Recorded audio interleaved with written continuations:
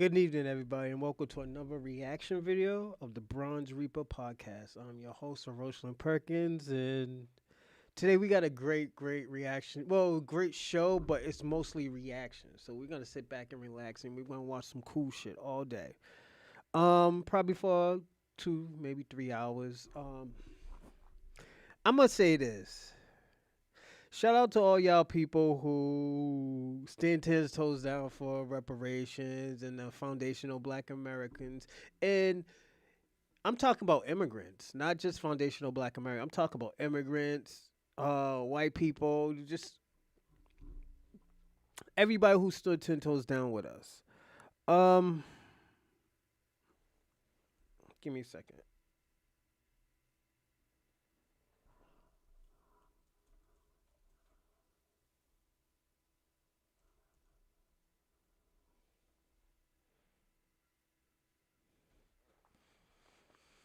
Um,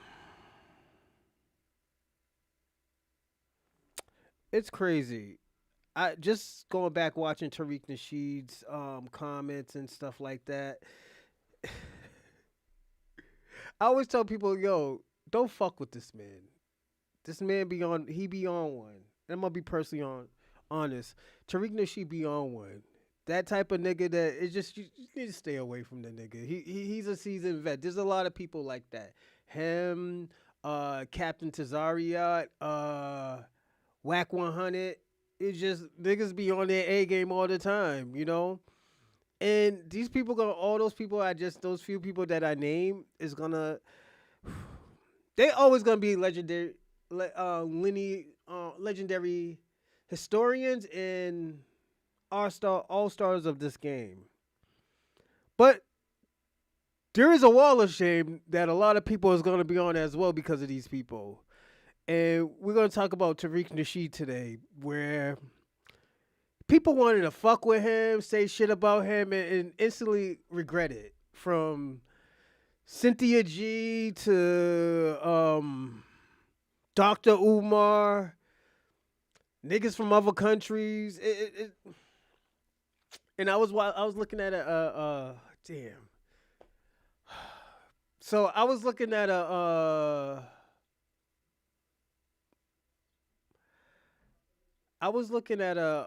post that a beautiful young lady did from New York, Nigerian girl. I think she's very beautiful. One of the most beautiful Nigerian girls I've ever seen in my life. I personally, I wasn't gonna dog her out. I wasn't gonna say crazy shit. She's from New York. She thinks she's a New York chick more than a Nigerian chick. She has black culture in her. People don't understand. New York is black culture. It's not Spanish culture. It's not Jamaican culture. It's black culture. It's foundational Black American culture. From dressing to everything. Dressing came from the zoot suit era, when foundational Black Americans were wearing suits and shit, looking fly. To Dapper Dan, you know, and like these people. Put it this way: even if Dapper Dan wasn't a Black American, he contributed a lot to fashion. You know, it wasn't, oh, well, you know, we all did this together. We all was kumbaya. Yo, no. We're not going to be like, oh, yeah, these Nigerians, these Jamaicans, these Africans, these Dominicans all kumbaya with foundational Black America. No, absolutely not. And I have to be personally honest about it. And the reason why I have to be honest about it, because at the end of the day, I'll be doing the due diligence if I wasn't. So I'm telling the truth. It was never like that in the beginning. Dominicans was doing their own things. Jamaicans was doing their own things. And black foundational Black Americans was doing our own thing when we found out them niggas didn't want to fuck with us. And it was cool. We wasn't mad. We wasn't like, oh, yo, fuck them niggas. Yada, yada. No, let them niggas do their own thing. Fuck it. You know, they're not one of us. Until some shit popped off. Like when white people told Puerto Ricans they're not white. They niggas too. That's what, oh, this is when the kumbaya came. This is when, oh, yo, hey, yo, we both Puerto Rican. Yo, tap me in with the Black Americans. The whites and the Irish don't want to fuck with us. You know, unless it's true. It's true. They didn't want to fuck with us. So, but our first victim is, as always, the lovely Cynthia G. Cynthia G. She got demonetized already, so. Time I'm gonna sit up here and air out all these receipts on Tariq. The next stuff I'm gonna do behind the scenes, because again, like I said, this ain't Umar Johnson and this ain't Sarah. I'm not gonna sit up here and go back and forth with you on social media. When Tariq is in a video calling me bed wenches, making up lies, you already know that's defamation of character, because he knows not anything. He knows nothing that he said in that video. He knows nothing was true.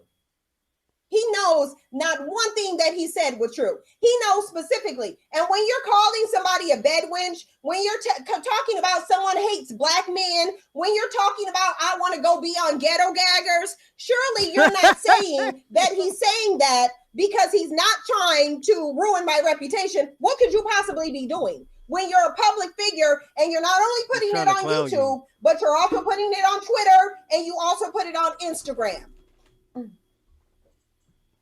Now, y'all dusty beta males don't know what you're talking about, but the reality of it is that is clear-cut 100% defamation of character. Wait a minute, didn't you just call somebody a dusty beta male? Ain't that defamation?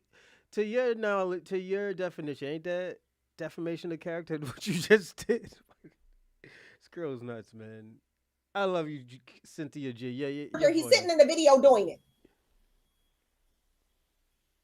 He's sitting in the video defaming my character and slandering my reputation. That is what he's doing. That's what he's doing. He's sitting in a video telling lie after lie after lie. No, I'm not a public figure, but Tariq is. You can go look on my Twitter and on my Instagram. You're not going to see that blue check mark indicating that I'm a public figure. You won't see a check mark on my Instagram indicating that I'm a public figure. I wasn't on Fox News numerous times. So no, I'm not a public figure. He is. And as a public figure, you don't get to use your platform to slander people. And that's what he did. Now, if he does a public retraction, then I won't. If he does a public retraction, I'll let it go. He does a public retraction, admit that he's lying, and admit that what he said was false, and I will let it go. If he makes a public retraction, I will let it go. If he doesn't, I'm going to pursue this to the furthest extent that I can. And I promise you, if he goes and consult his attorney, they will say, dude, you 100% engaged in defamation of character. I am not Sarah. I am not Umar Johnson. You don't get to just sit up here and make lies about me and get away with it. Cheryl Christine said he's not, so we're not letting it go. I'm not letting it go. I didn't start it. I can post his video on YouTube. That's not a lie. I can post his video on Twitter. He's a public figure, so everything that he does is up to public scrutiny. This is where you fucked up at. You're part of public scrutiny too. You're a public figure. You are. I'm a public figure now. I didn't even know I was a public figure. You know how many niggas could make some crazy shit about me and say, oh, yo, well, nigga, you's a public figure right now. Like, nigga, you got 60 fucking, nigga, X followers, nigga. You're a public figure. You got like 50 or 60 something fucking YouTube followers. I'm like, nigga, I'm not no fucking high profile type of nigga. No, I'm a public figure because I put out videos. You know? Video of words that he said. That's not starting anything. Do you know how many thousands of people post Tariq stuff to social media? Like I said, if he does a public retraction, then I won't pursue it. If he doesn't, I'm taking it full-fledged. I will go to LA to do a lawsuit against you. I surely will. If he does a public retraction, then I won't pursue it. If he does not, I am pursuing it. I will give him a few weeks. I'll even give him up to 30 days to do that. I'll even give him up to 30 days to do it. Yo, she's nuts. And the reason An why email and told him, retract your statement. Like I said, I sent him an email and I said, retract your statement, and I won't pursue anything. Yo, but when we tell you where this shit started from, I'm gonna show you where this shit started from. She was saying shit about him first, and this is what he said to get her mad. Like, all jokes aside. She wants attention. Y'all see, I've left that woman alone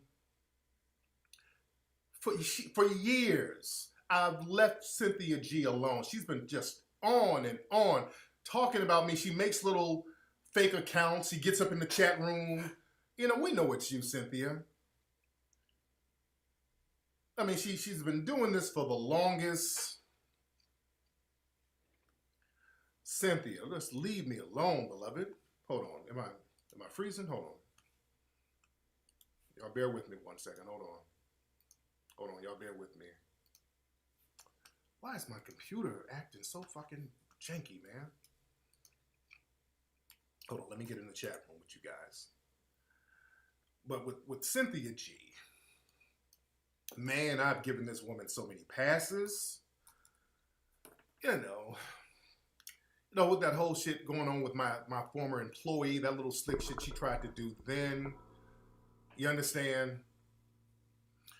And to be honest, I've given her a pass for a long time because I've low-key felt sorry for Cynthia G. I low-key felt sorry for her because Cynthia, when you look at Cynthia G, she looks like, and I'm being very real, looks like she has some form of cancer or something. And I'm not even being facetious when I say that. When you take a good look at Cynthia G, it looks like she... Yo, my nigga's mad petty, my nigga. Yo, that nigga's mad petty. Yo, listen what this nigga said.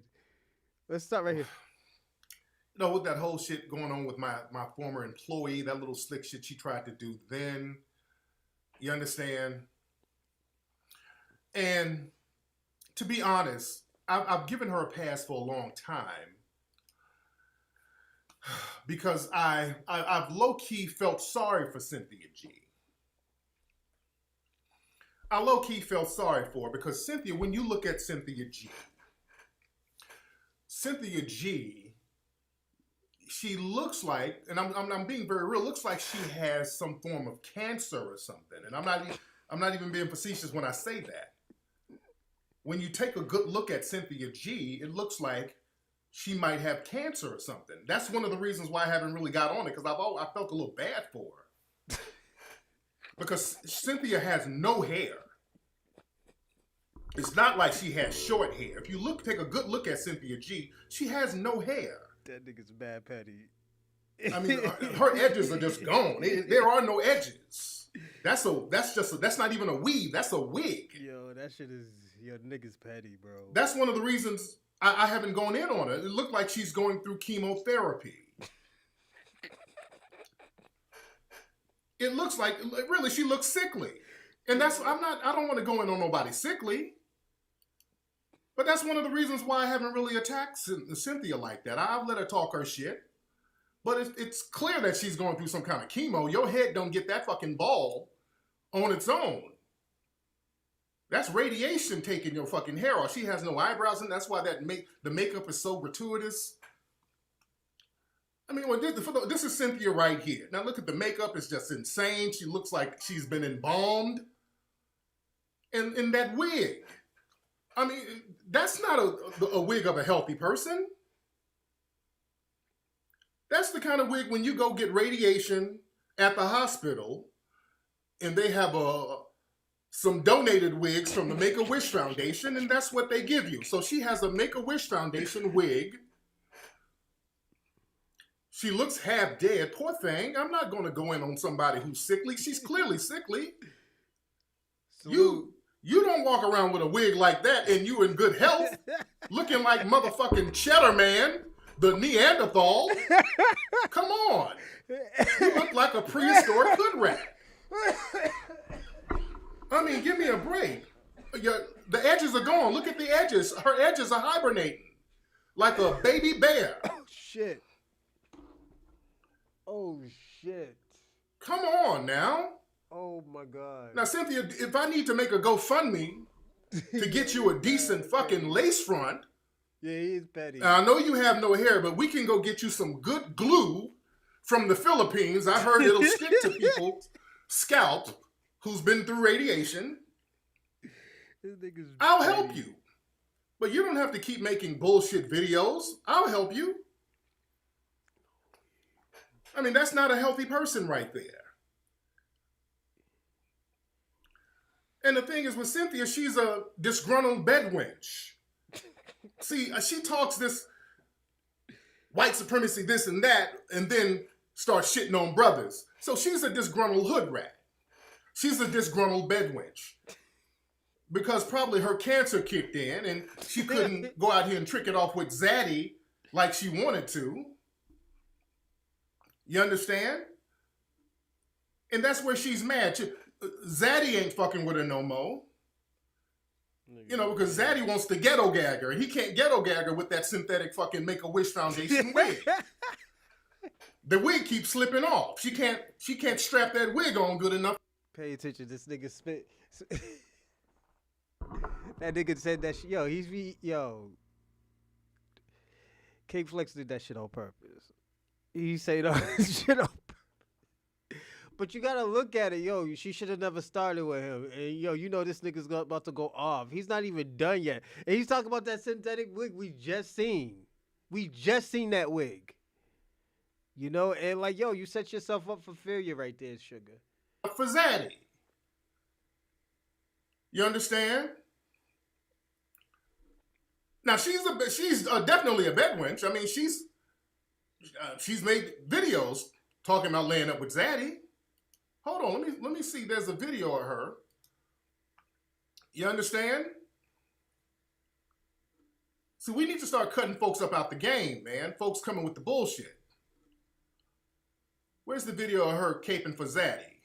Okay, this is her right here. Hold on. Hold on. The event when I did entertain a white man, he was paying me to do it. I don't walk out the house for a white person unless some money is involved.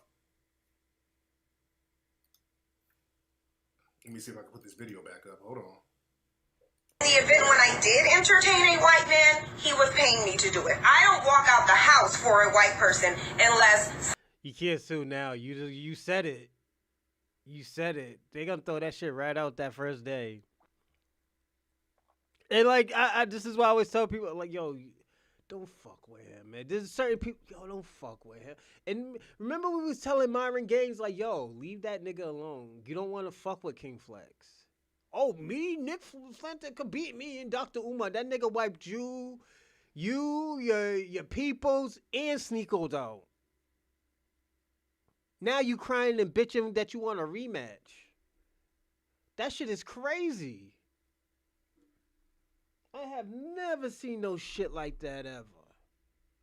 Well, I did it, but I'm talking about like just watching, breaking down, you know, bar by bar of what y'all niggas is talking. Some money is involved. Okay. Well, let me play it.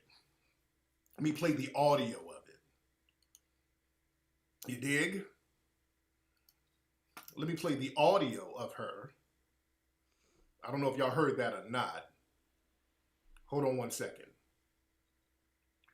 Let me play the audio of her admitting to doing a little bedwenching, but she tried to justify it. Hold on.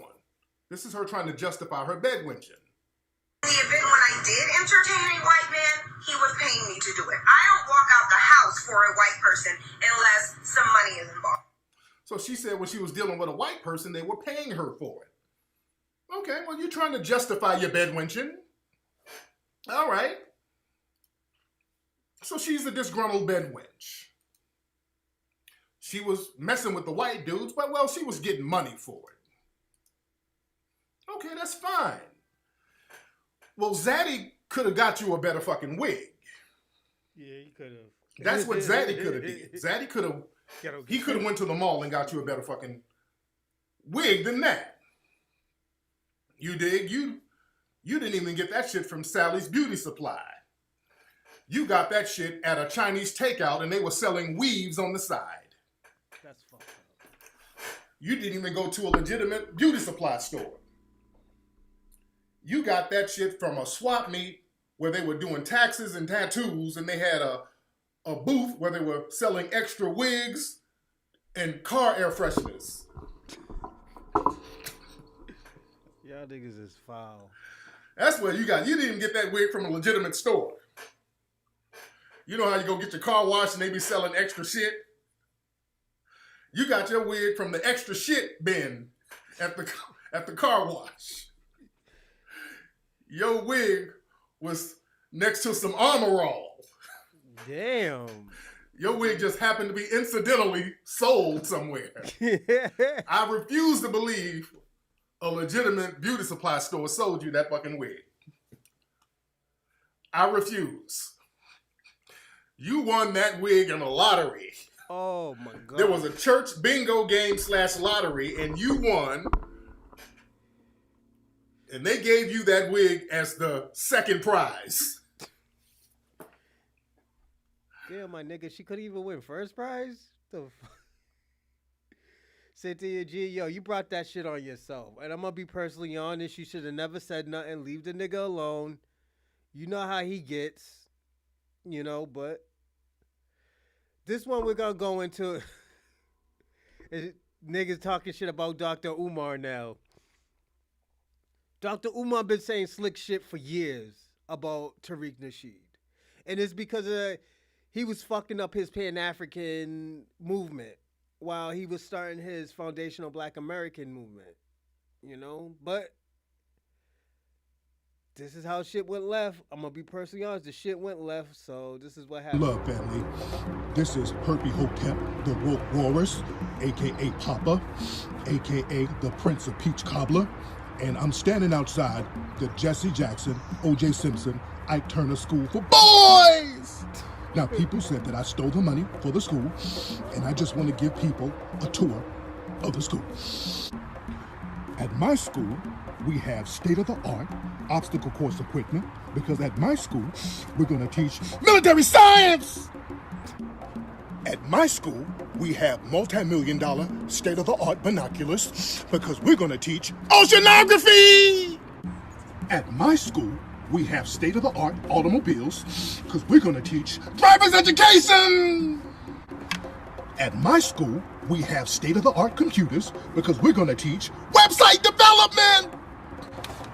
At my school, we have multi-million-dollar high-power telescopes. Hello? Is this my goons? Yes, this is Papa, a.k.a. the Prince of Pork and Beans. Yes, these degenerates, they're going to have to respect that I'm the Messiah. They're going to have to respect my divinity. Did this nigga say I'm the king of pork and beans? Yo. Hello?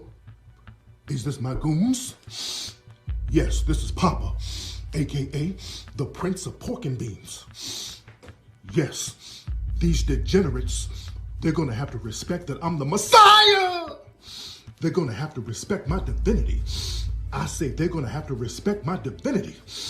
They're going to have to respect my divinity and understand that I'm the boss out here in the streets. Hey, yo, I might have to change the title, man. And the reason is King Flex petty, my nigga. Is this nigga really like petty? Cause we have met petty niggas. We got 50 Cent petty. We got fucking Drake petty. We got Kanye petty. We got fucking Pusha T petty. But this is on a different pettiness. Let's look. What? Nah. I got this. I got.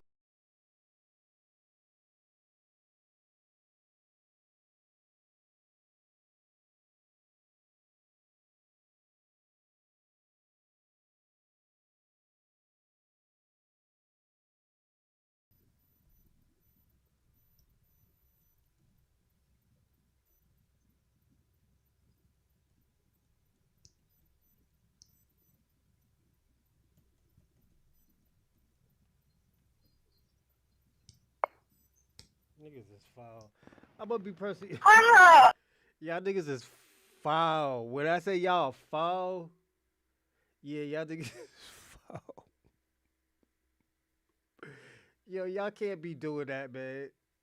And the reason why I say y'all foul, because y'all know how he is.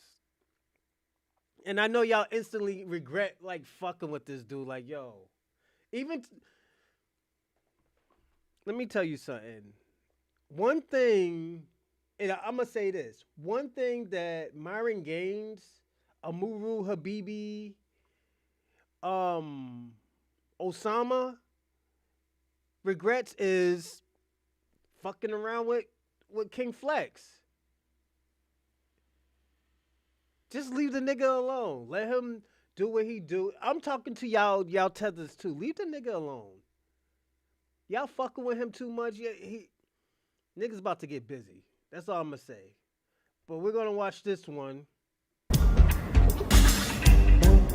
Somebody broke this down. The fuck? Yo, you ain't one of them desert slashers, are you?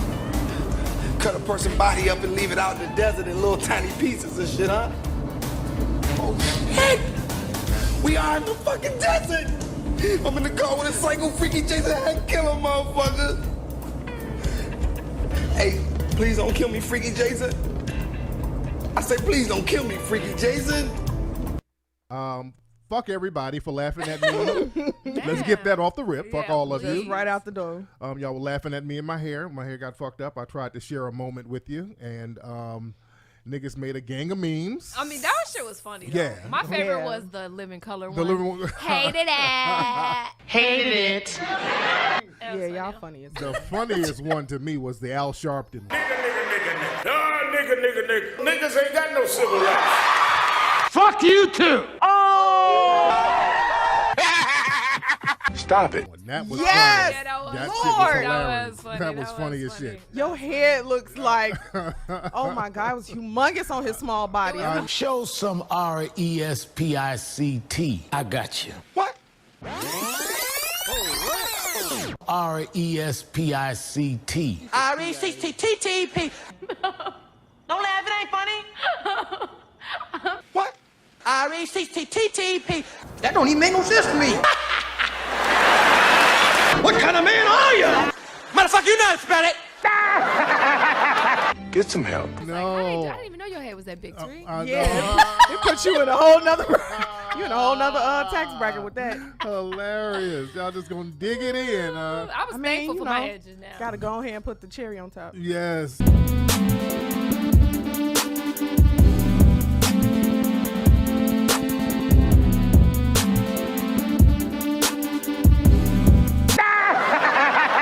Yes, well, they got me over there, man. They got me funny, heavy. though. They got me heavy.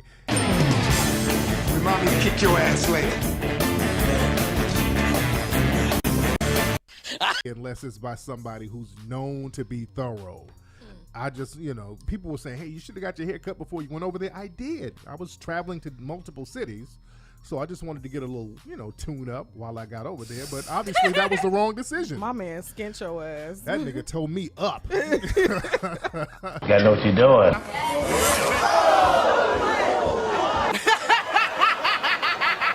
And act like he didn't know he fucked me up. That's the thing. Seriously? Yeah, he was like, this is a fed. Bullshit. Gotta know what you're doing. That nigga, does fade mean different over here than where I'm from, nigga? I can fix it. I can fix it. How, Sway? He did something? Nigga, because you gave me a fucked. You fucked me. Big time. And he was confused. My God. Terrible. I knew he was gonna be confused about it. Yeah. That's crazy. What was he? Why? Was he African guy? Yeah, it was an Oh, African okay. dude. And it must be some shit where they let their cousins work at the shop so they can have a place of employment. Anybody doing that? Oh no. Or something. There's no way that nigga had his license. Just no way. And This nigga is always saying some foul shit about the Africans. I'm starting to see that he be talking shit about Africans too much. This shit started early too. fuck, this dude had a barber's license the way he did my damn head. Gotta know what you're doing. You dig? But it's all good. I'm gonna be fine in a couple of days. What if it was a joke? Maybe like, I'm gonna cut Tariq's hair off. I caught that It's nigga. gonna be funny. I caught that nigga. Don't say that. That nigga hair. That nigga, I'm a nigga nerd. You make me mad. Anybody doing that? I don't know what it was, but that was a very angry haircut that nigga gave me. Get some help. That was an angry haircut. My God. I agree. Yeah, that's crazy. It was very This nigga got a passive hat on aggressive. his- Why don't you take it off just for 2 seconds? Take that hat off. Hold on. I'll Show show people. y'all. Show the people. Shit. Oh, hell no. I was about to, but I'm like, that makes some more memes on my ass. Fuck y'all. Fuck all of you, and fuck that one over there, too. Don't laugh, it ain't funny. One thing we could say, at least Tariq Nasheed can laugh at himself. Like when some fucked up shit happen, you can laugh at himself. And I think people need to see that. Like, yo, the nigga ain't perfect. The fucked up shit happens to him too. So definitely, yo, I think everybody should do that. Like when bullshit happens, just laugh at yourself. Like King Flex is doing, you know? Niggas is having fun laughing at him. He's making jokes about himself and everything, you know? Hell no. Layla's trying to set me up. Wait a minute. I'm like, I ain't about to get a million memes. She did. I know. Hell no. Shit. So what she said? I see niggas are cranking up the Photoshop as we speak. Hell no. You're trying to get me ridiculed. Nigga got a hat on and everything.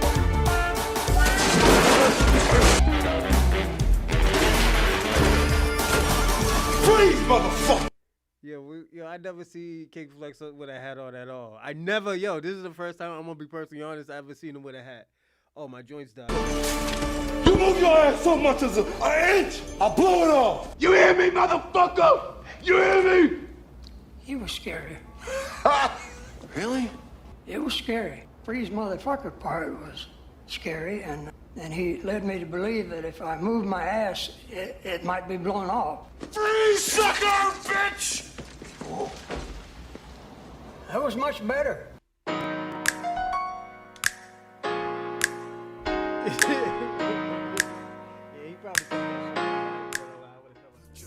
Welcome back, everyone. It's CKC Entertainment with some more of the. Yo, I'm gonna say this, all right? It was like 3 weeks ago when I got a haircut. I let this Spanish nigga who couldn't speak English cut my hair. Nigga fucked my whole beard up and stuff. I had to cut the whole thing off. I had a baby face, man. I had a baby butt face, nigga. You know, because he fucked up. So I'm like, damn. I was like, yo, what the fuck? I was like, I told you don't cut it that way. Oh, no speak no English. I was like, oh. Then the nigga thought he was getting tipped. Nah, nigga. I just paid him the way he was supposed to get. He know I ain't coming back. The best of Ism Radio. Today we're focusing on bad haircuts and adult We'll take off some of them bundles and strangle them.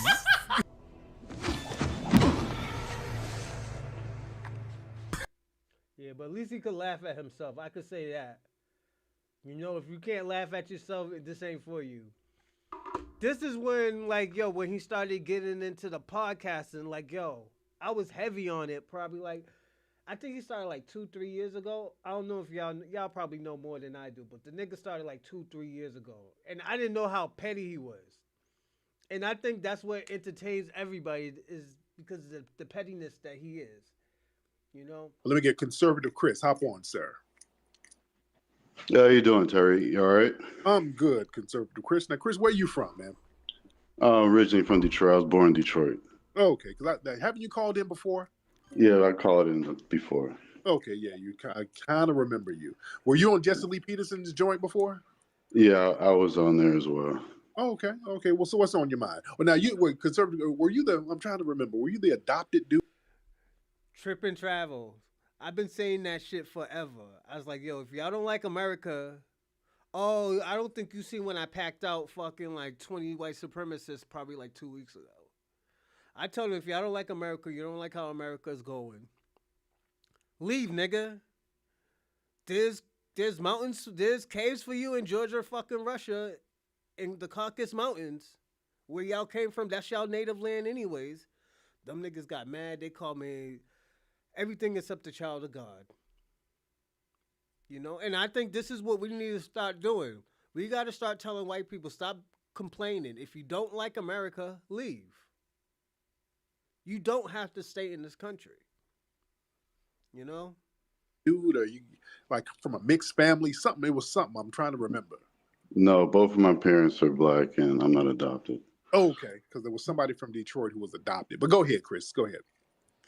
Okay, I just wanted to mention thing about our culture. I think that we're in a point where we need to move past some of the culture pride that we have, because a lot of our culture is detrimental to us. Even our, our soul food comes from us eating the scraps, and a lot of that isn't really healthy. Our music is detrimental to what we produce for us to hear. Our culture of athletics, entertainment, even basketball, of playing basketball as a black male, that's part of our culture, but we don't own that game either. None of the things that we take as culture is anything that is beneficial for us as a people, and we don't own it. So I think that we need to move forward and not have so much unsubstantiated pride on that culture thing. So we have room for growth. Right. So what do you think we should be doing as far as growing? I think we should be a lot more quiet. And one thing that I do believe that we should be doing is we need to be more of a parent role to what you would consider the tethers. We need to be more of a righteous example. It's difficult for us to say that we've gone through a lot of affliction and that righteousness needs to be bestowed on us or some type of recompense. But at the same time, if another person says, well, look, I've gone through the same situation, and no, we didn't go through the same slavery you did, but that enemy that you had was in our country and wrecking our government and having us fight each other and allowing the evil people to, influence, do more things than they're supposed to. So I just think that we should be more compassionate to what you would consider the tethers. Well, that sounds like your family comes from an immigrant background. Where's your family from? My family is from America, and my father was in the war and a veteran, and yeah, we're Americans. It's not that, Brother, Tariq. brother. Nah, you sound like Where is your family from? Okay, I've answered your question. America, the generations is America, right? Hey yo, and this is how fly FBAs is. I bet you any amount of money they're gonna figure out where he's from. It's always like that. And this is why I'm so proud to be a foundational black American, because yo, whenever niggas lie, we can always find out. That's how smart we are. This is how street smart we are. Like, you can't pull no bullshit on us like that and not know where you from. Like, come on. And I don't understand why compassion makes you feel I have ulterior motives. Now, me personally, I would say that we should think of our. You don't sound like you come from a foundational black American lineage, brother. I'm going to keep it a buck. You don't sound like you come from the lineage. Let me ask y'all a question. Where y'all think he's from? Where y'all think he's from? I'm thinking he's from like a Caribbean island, probably like Grenada or Grenada, or I don't want to say Jamaica. Grenada or like a St. Thomas place, some Virgin Islands or some shit. Or like even Barbados probably. Do you understand that? Are you responding with that because you don't have anything to say to what I'm saying? You don't get my point. No, I want to have a good faith conversation. And if you say something that sounds weird and it's not adding up, I want to get the calculator and do the math. See, I like 2 + 2 = 4. What you're saying ain't adding up. A person who comes from a foundational black American lineage wouldn't say what you're saying, sir. Yeah, so are you saying that? That, or is he a coon? I don't think he's a coon personally. I'm just gonna be personally honest. I don't think he's a coon. I think he's a immigrant. Foundational black Americans aren't compassionate people for others that are victims to oppression? We're very compassionate. We've helped every damn body. Okay, so I'm on the same narrative. I'm continuing that same thing. So why do I differ? So your family on both sides are descendants of slaves from Southern America. Yes, actually, I know the history of my people. My actually, Salute. how I One got of the my last Judith. name is that my great Salute to you, yo. Hebrew Israelite, Israelite. great grandfather, what have Salute. you, ran Shalom. from slavery, right? So I come from a descendant of a slave that thought for himself and didn't have to stay in the pack, right? And thought of outside way in order to be free, right? And it can understand that there's also amongst your people a trap that keeps you enslaved as well. So yeah, I come from a runaway slave, actually. Oh, okay. Yeah. Okay. Who impregnated a white woman and who eventually had to leave, and we took on that white family's last name. So I don't even have a slave master's last name. What if you can create your own website by saying, this is what I want? That shit With sounds Wix, crazy. you Like, if the shit doesn't make sense, can. That's my. It Oh, just so doesn't make sense. you have a runaway slave's last name. You have a runaway slave who impregnated a white Canadian, and that's where that bloodline comes from my people. So that's where my light skin comes from. Right. So yeah, you on part of your family is Canadian. Yeah, and French Canadian. Yeah, French Canadian. Yeah, exactly. Okay. Are you still correspond with the French Canadian side of the family? No, I don't have that luxury, Tariq, and unfortunately, I don't have that ability because the family comes from. What is your point? Why are you straying from that? Why are you straying from the point that we have to be better moral people than what we accuse our enemies of? How do we look? How do we look fighting for scraps and pushing our brothers away and saying, "Hey, the bigger part of the scrap is ours. You don't deserve that part." I can imagine that when they brought over new people to the plantation from the other countries. Yeah, let's bring it back because now you're kind of filibustering. Let's bring it back. Yeah, I think I'm trying to understand who I'm speaking with. I'm trying to understand who I'm speaking with because it sounds like you're one of these people who are like, we don't need reparations. Are you one of those guys? I believe that no, I don't believe that we need reparations to survive. We've never had it, so obviously we don't need it. But yeah, it would be helpful. I'm not against it. Oh, okay. You're not against the reparations. No, but we don't need it. I think that when we say we need it, we put ourselves at a handicap immediately. Brother, this is plebiscite babble. Yeah. No, it's man talk. That's when not. You're a man, when you're a man, you don't need anything. Yeah, when you're a man, you do need things, and you need to not be subjugated, and you don't need people kicking away your resources and going out of their way to deliberately sabotage your progress. Let me ask y'all a question. Why do like a lot of people do that? Oh, yo, if you ain't a man, you don't need that. But somebody's taking your shit. You talk about, oh, yo, if you're a man, you don't need it. The fuck you mean? It's a debt that's fucking owed. And this is why I say, yo, bad faith, like, questions that people ask is fucking crazy. Like, they try to make you...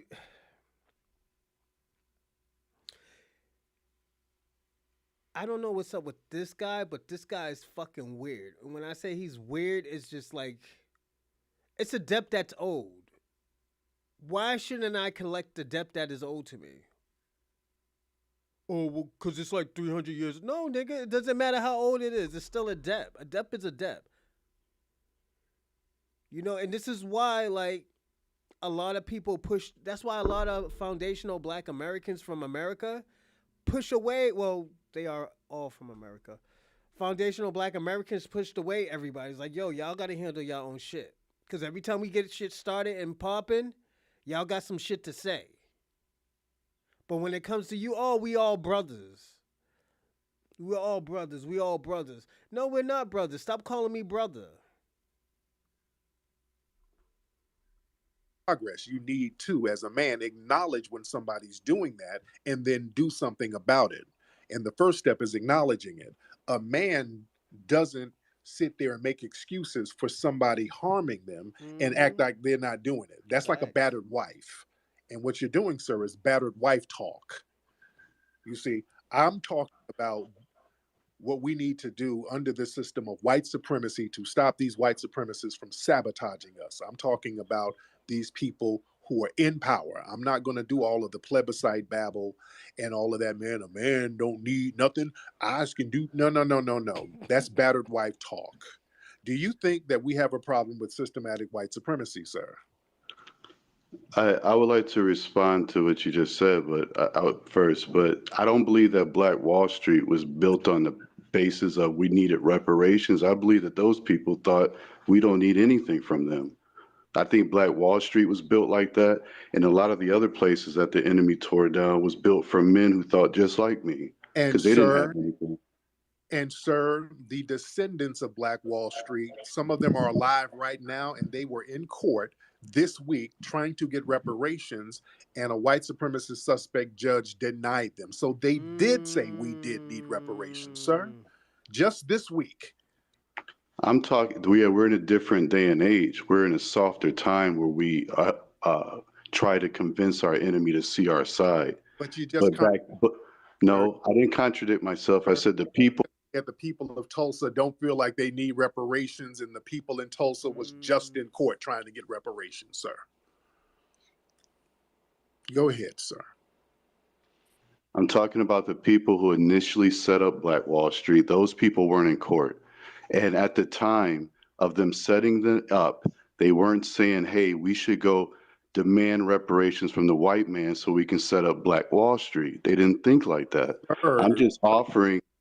Sir, you don't know. Okay, you're talking to somebody who does this thing about history. Sir, they got the initial land out there. That was Indian territory that a lot of the Black Seminoles were sent to.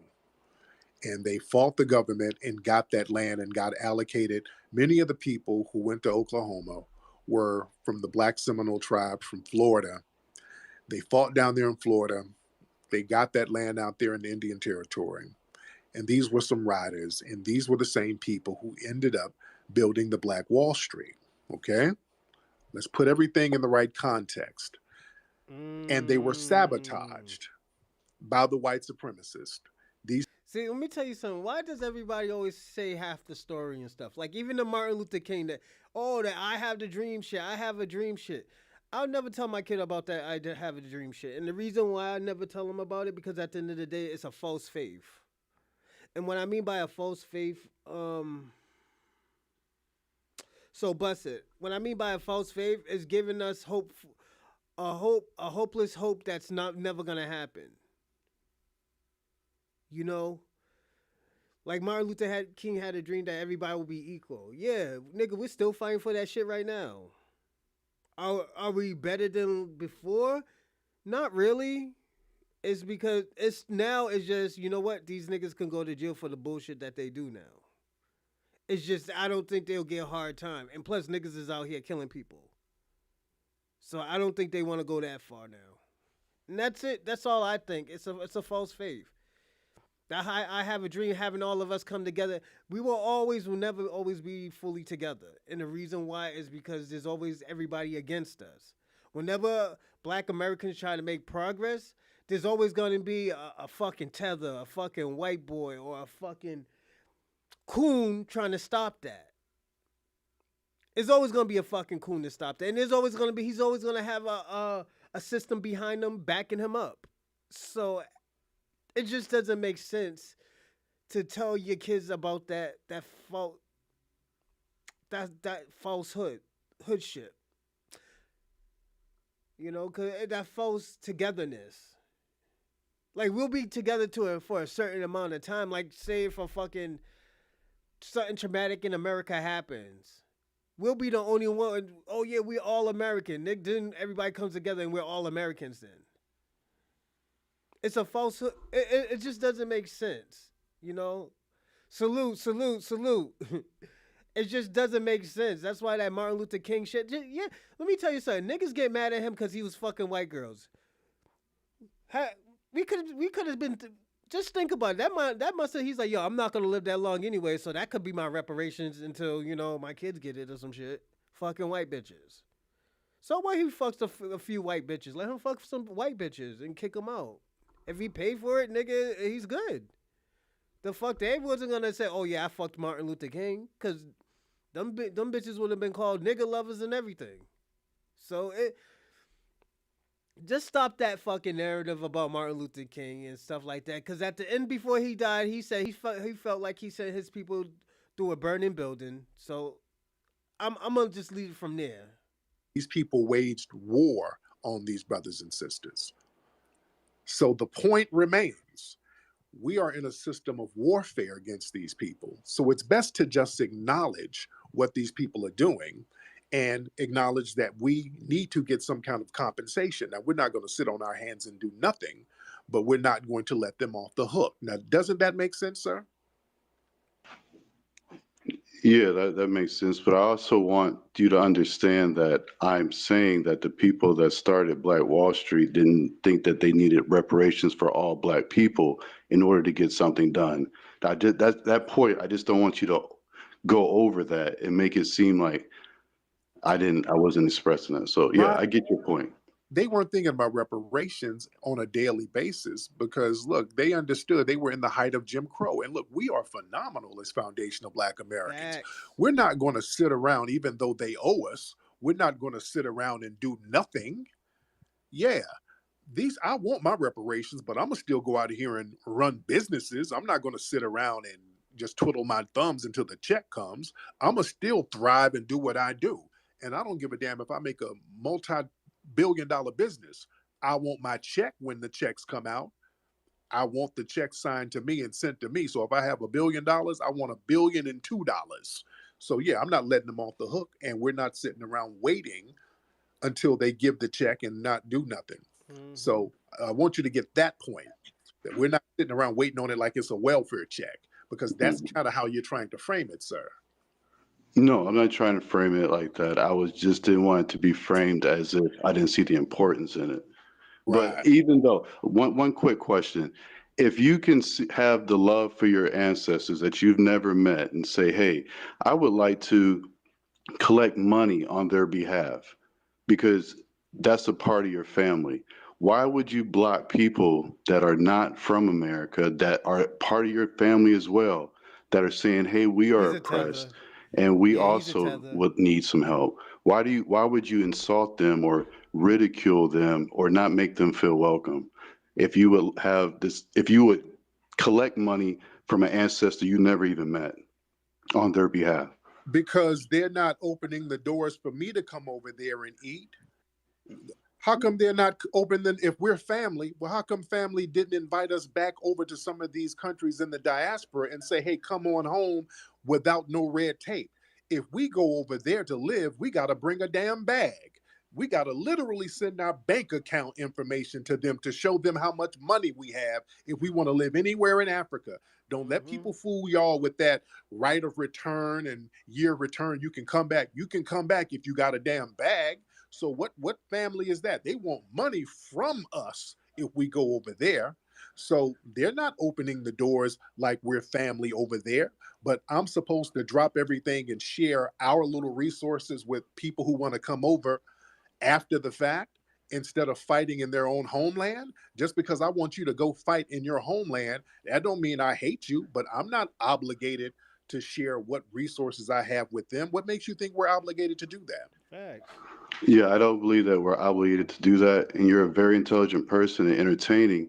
But at the same time, it's that maybe you're missing the fact that we're a divine people, that we are supposed to have a... We don't want to hear that spiritual bullshit. We want to hear where's the checks at. We want to hear where the fucking checks at. And this is why I was like, yo, we can't listen to niggas like him. You know, these Pan-African types of niggas. Because you know what they're going to do with their checks? Buy white women. They're going to buy white women. Punching over here. And I don't blame them. Man. All right, y'all. If they want to snow bunny once a year, my nigga, I don't give a fuck. Let them snow bunny once a year. You know, snow bunny hop once a year, my nigga. You know? I would, if I was a Pan-African snow bunny hop, once a year, hey baby, give me a snow bunny, give me a vanilla. Let me get some of that bunny coochie. It's just, let me tell you something. There is some good white people that, what? If shit goes down, they'll be there for you, but they don't understand the struggle. They will never understand the fucking struggle. And this is why I always tell people all the time. My baby mother is Cambodian. Lao, I think. I'm not expecting her to understand my struggle. I just got kids by her. Because I just figured that shit out when I had my first kid. I was like, oh shit, she's not gonna understand my struggle. So I always give black people advice is saying like, yo, you need to stay with black women because if some bullshit happens, those are the only people that understand you. Your hands will be still fucking up. The girl's still talking about put your fucking hands up. Or why did you talk that way to the cops? Or why do you feel that way about the cops? A black woman will already understand. So that's why I always give them that advice. They'll be like, well, you date an Asian one. Like, yeah, but I'm giving you advice so your life can go easy, nigga. I already know this girl ain't gonna understand. You don't got kids by these girls. Just have kids by these black women. The bitch will give you a hard time, but she'll understand the shit that you're going through. Because you're going to get all girls give you a hard time. And I'm going to be personally honest. All girls give you a hard time. It's not like, oh, which one is better? Nah, my nigga, life doesn't work like that. Bear with me for 1 second. All right. Can you make sure everybody can do it? Okay, hold on. I'm just getting all my sound together, ladies and gentlemen. Y'all bear with me, and I'll be ready to go in a few seconds. All right, there we go. There we go. How y'all doing, man? We're here. What's up, Sister Wani? I see you. Premises. So damn near 1 million people follow. My thing is that's called cleaning up your community with another person, and then some of these other groups. My car right now. That all of this get Wallump in here. Wallump. Turn your microphone on. Sorry about that, man. I'm just driving my car right now, so if you hear like a crash and an explosion, screaming, that's me right now. But well, you shouldn't, sir. You shouldn't smoke meth and drive. That's one thing. You got to drive safely. Listen, Tariq. I'm very white, man, but I know this. I respect you. Yeah. And I love. I think you're a great poster. But I have a serious question. Go ahead, sir. So the idea of reparations for foundational Black Americans, it makes sense. Yeah, I think it makes sense being based on lineage. But what do you say about people who are like half descendant of a slave, or a quarter descendant of a slave, or 1/8 a descendant of a slave? Do they get reparations the same way somebody who's 100% a descendant of a foundational Black American? It's very simple. If you can trace your lineage back to the 1870 or the 1900 census, and you were labeled as a Negro here in America, you qualify for reparations. Either one of your parents, your mom or your dad's side, if you can trace it back, it's just that simple. It's not as complicated as people try to make it. If your name or your family's name is on that census list and they're labeled as a Negro, you are qualified for reparations because you are a foundational Black American. Okay. Now let me ask you this. Do you have some ancestry of some FBA ancestry down the line somewhere? No, not. I'm completely white. Because I don't want you to pull a Rachel Dolezal and try to get you a damn check. No, man, no, I understand that. I'm not getting anything. All right, because I don't want you. Don't change it. Yo, he's petty, man. The thing about it, I think he did that because the dude was kind of trying to undermine him, talking about he's trying to slither his way into trying to. Tariq was just probably throwing little soft jabs at him. He was like, yo.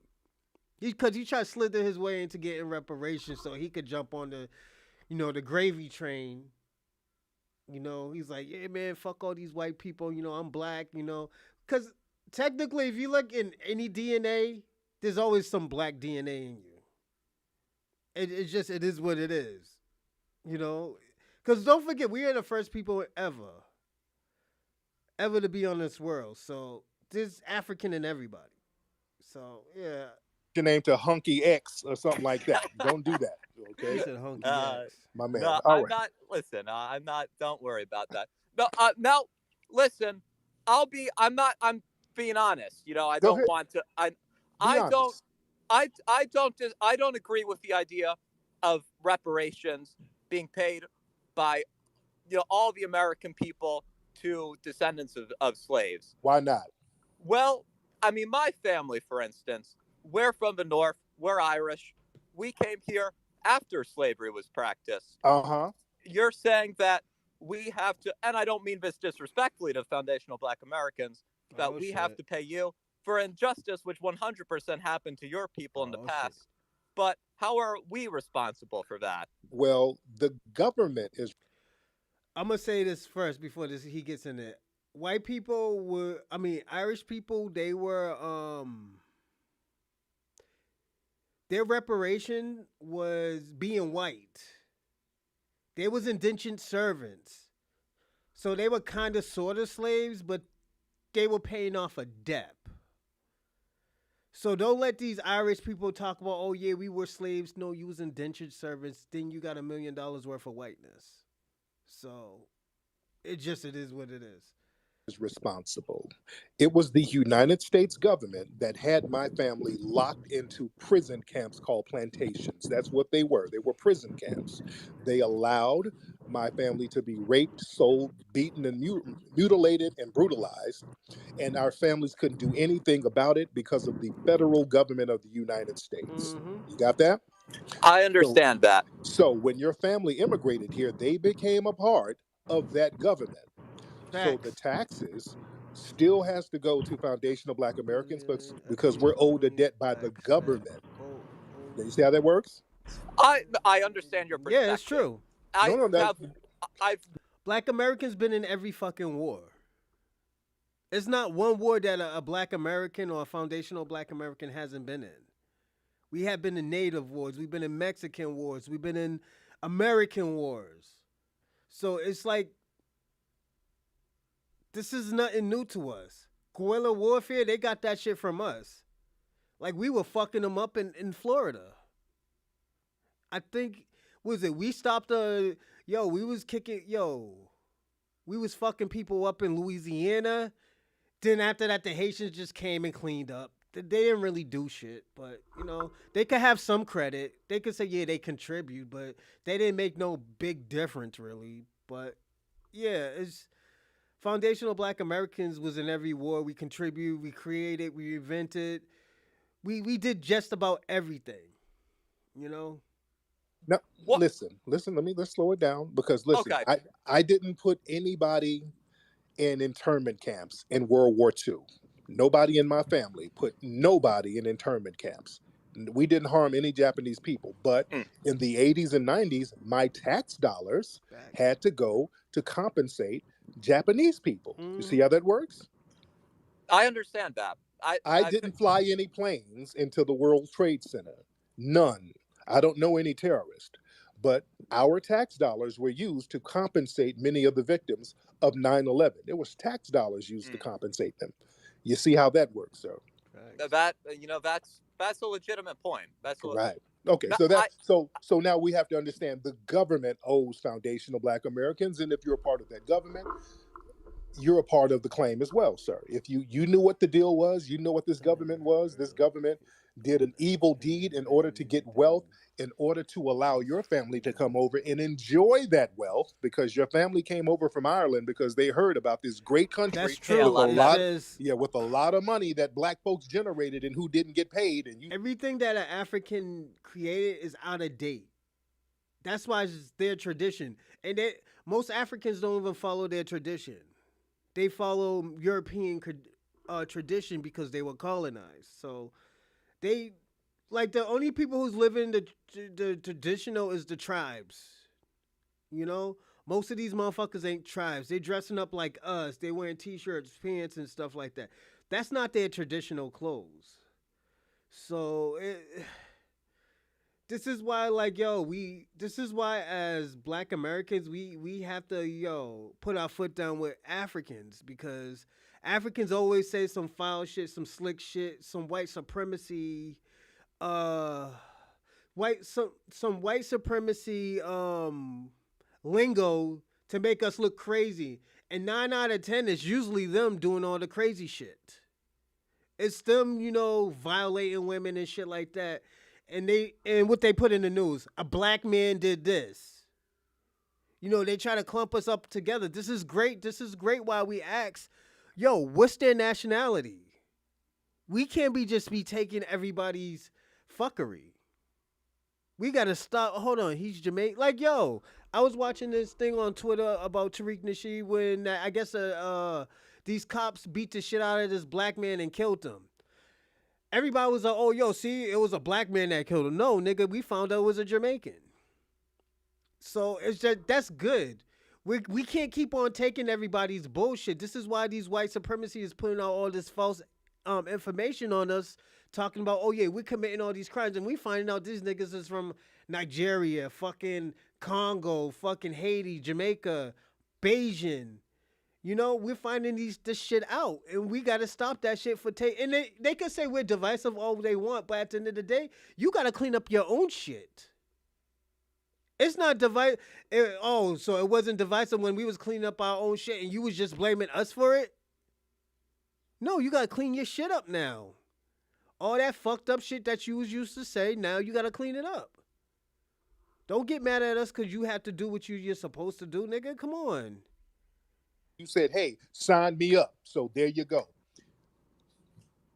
Now, how do you say descendants of black slaves in America are wealthier than the Africans who, their brothers, their ancestors in Africa who weren't enslaved? Slavery, great injustice, but materially, they're better off than them. They're colonized. Does that cut against so the reparations argument? That has nothing to do with the price of tea in China. What's going on over there? We don't live in Africa. We haven't lived in Africa. Different what goes type on of over there struggle. has They're colonized and zero we're under to the do white with our supremacy. claim. Just comparing us to worse off people means nothing. You understand? If I run into your car and you say, hey, I need to get my car fixed, and I say, hey, man, there's other people in your community who have nice cars. I don't know what you're talking about. That has nothing to do with the car wreck that was infused on your vehicle. You understand? So that's a weird distinction that makes zero difference in the grand scheme of things, sir. Could I ask? I know I'm hopping around with questions. It's okay. This is fine. Go ahead. Now, what is in the future if your movement succeeds and the descendants of foundational black Americans get a certain, an amount of reparations, right, which is acceptable, right? Is that the, there's some people like Malcolm X who thought that black people can't have a future in American society. They need to make their own society. Is that, that was his goal. Is reparations a goal in and of itself, or is reparations, you get it, and then that's a tool to achieve the final goal? Well, it's to pay off a debt. There's a debt owed, all right? What people want to do with the money or what they want to do with the resources they get, that's really up to them. Facts. But foundational black Americans are owed a debt, and the goal is to get what's owed. The reason why we're suffering the way we're suffering is because... I'm going to skip some of this. This is right here is just more educational. This white guy, he acts like he don't know what it is. It's a debt that's owed, and like he should know that. His people did it. Reparations, but the same people. Okay, what's up? Who is this? Kushite. What's up, Kushite? Oh, commit. Kushite, turn your microphone on. Kushite. Well, okay, what happened? I think Kushite bounced. Oh yeah, by the way, I did my broadcast earlier, Talk Radio inside that would happen. Black Power, hop on.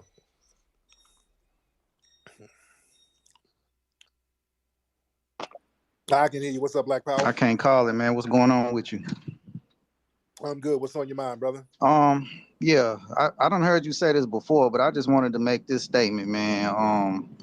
I noticed, like, when it come to us talking about getting reparations and what's owed to us, everybody got all the excuses in the world, but I can't drive down the highway without seeing a billboard saying "Stand with Ukraine." And just like the last person that was on, they have all these questions. Well, what about this or what about that? When we talking about reparations, but the same people will go donate to, other cultures. And, like you say, we always talking about the Jewish Holocaust and all that stuff. But like when it come to us, it's like what that's telling me is that they not taking us serious enough. But, they going to have to. You know what I'm saying? So I just wanted to say that, Thank you so much, brother. I appreciate you. Oh, yeah. Let's get Rico. Rico, hop on real quick, brother. What's going on, Tariq? How you doing, man? I'm good. What's on your mind, Rico? I wanted to chime in on two things. One was the Chappelle thing, and I believe that they're trying to stop his message, to stop his justified. Exactly that nigga say that you can't nigga hit on. Hold on, wait. Go ahead, brother. I had to mute somebody. Go ahead, Rico. Yeah. I think what they're trying to do is, man, I think they're trying to just muffle Chappelle's message because he has legitimate criticism of the LBGT community. And I believe they want to push this LBGTQ thing on Black society now that abortion is becoming illegal. So they want to kind of offset our numbers. And him kind of being such a pivotal figure and very, very maniacal and strategic with his rhetoric, I think they want to kind of do something to him, with either get him to shut up or make him shut up. Because they want to normal. Know who CLR Patterson is. You say how we look out for us. Let's get C10 in here. What's up, C10? Hello, Tariq and listeners. I hope all is well.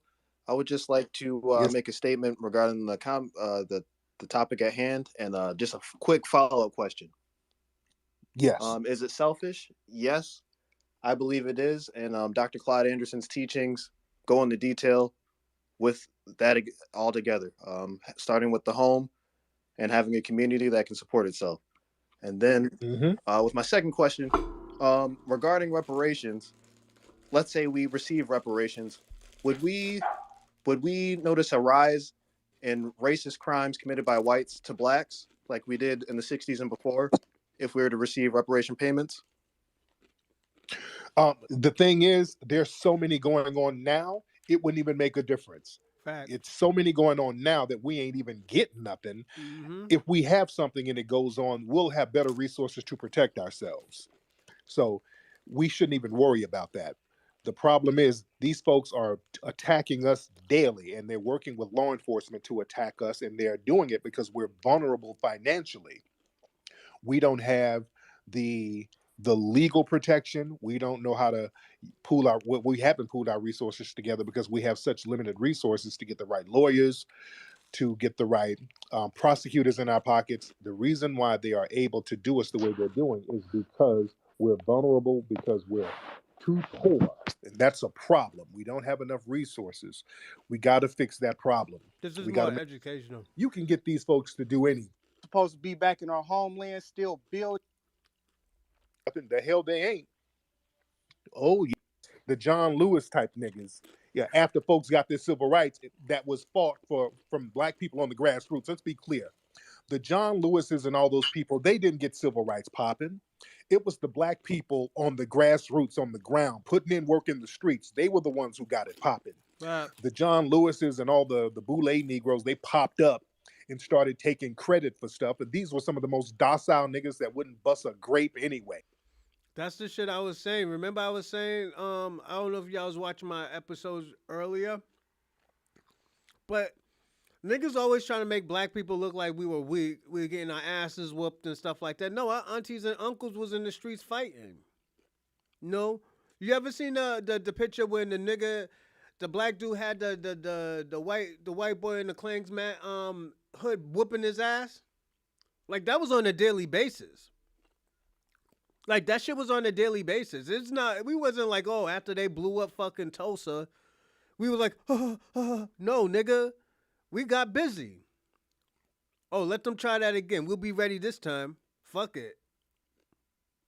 You know? It's just don't let people fool us with that shit. Like, oh yeah, we were begging and we were scared and all this other stuff. Then Martin Luther King, our savior, was like, hold hands and let's sing. No, we ain't doing that singing shit. We been told that nigga about that singing shit. That's why there was a lot of people against Martin Luther King. You know, there was a lot of people against Martin Luther King because of that shit.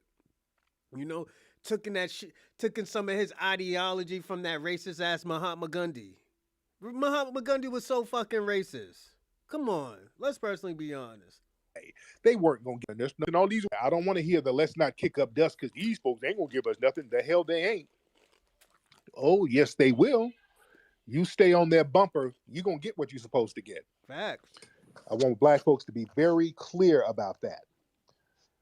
All right, let's South Saint. What's up, South Saint? What's up with you, bro? I'm good, man. How are you?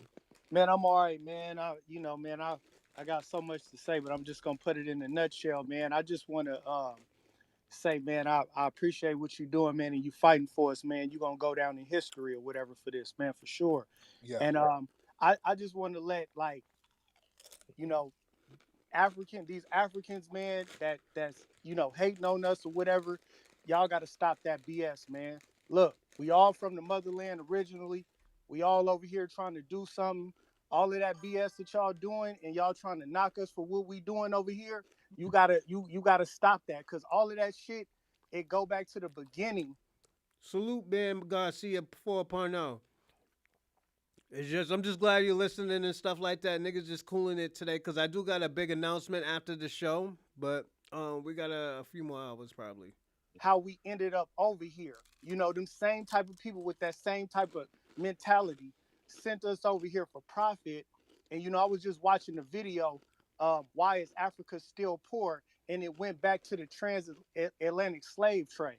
You know what I mean? We didn't come over here by choice. We came over here by force, when technically we were supposed to be back in our homeland, still building and still doing what we were supposed to be doing. And y'all sent us over here, our ancestors sent us over here for profit, and that shit backfired. Now y'all over there still poor, and y'all mad that we over here winning. Y'all got to stop. Listen, man, I done been to the feds. Thanks. I was in the feds with the Somalian pirates, and the Somalian pirates right now is up under FBA Muslims, and they scary as hell. They not tough.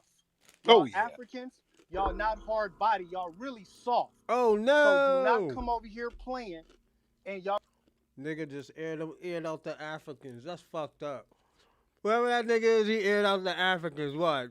That we over here winning. Y'all got to stop. Listen, man, I done been to the feds. I was in the feds with the Somalian pirates, and the Somalian pirates right now is up under FBA Muslims, and they scary as hell. They not tough. Africans, y'all not hard body. Y'all really soft. So do not come over here playing, and y'all got to respect, because we really moving mean and we moving vicious, and we about to get what's owed to us, and we gonna take off. And if y'all gonna be on we gonna blow past you. So the best thing for y'all to do is to get along with, see what we doing, put your ego to the side, and join forces with us, because the biggest threat to white supremacy is black unity. This is what they don't understand. And I always tell tethers and immigrants this. I was like, yo, you can't hate on black Americans. I was like, all you could do is get behind us. Once you get behind us, we are the blueprint, my nigga. We're giving you the blueprint right now. We should have been got reparation, but y'all tethers fuck it up all the time. Y'all tethers and y'all immigrants. Y'all fuck it up. We should not get this. We should not get that. My nigga, we're giving y'all the blueprint to get your country back, to get reparations from your country, to get your resources back, and you still fucking up with this tribalistic shit. This is why black Americans was like, yo, we can't fuck with y'all niggas no more. And y'all get mad and talk about we're divisive. We're giving you a fucking blueprint of how to succeed in your country in here. Where you don't have to, like, yo, y'all don't have to go back. Y'all don't have to go to America. You can make it in your own country. We're giving you the blueprint. We shouldn't have to see, like, one fucking president in fucking Africa fighting to host white supremacy. We should not have to see that shit.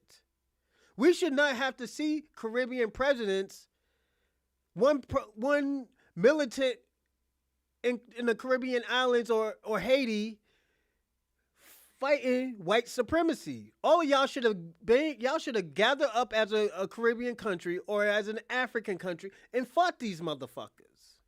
No matter what the outcome is. Y'all are the key to fucking England. It's y'all resources. If they don't get them resources, England is done. England is fucking done.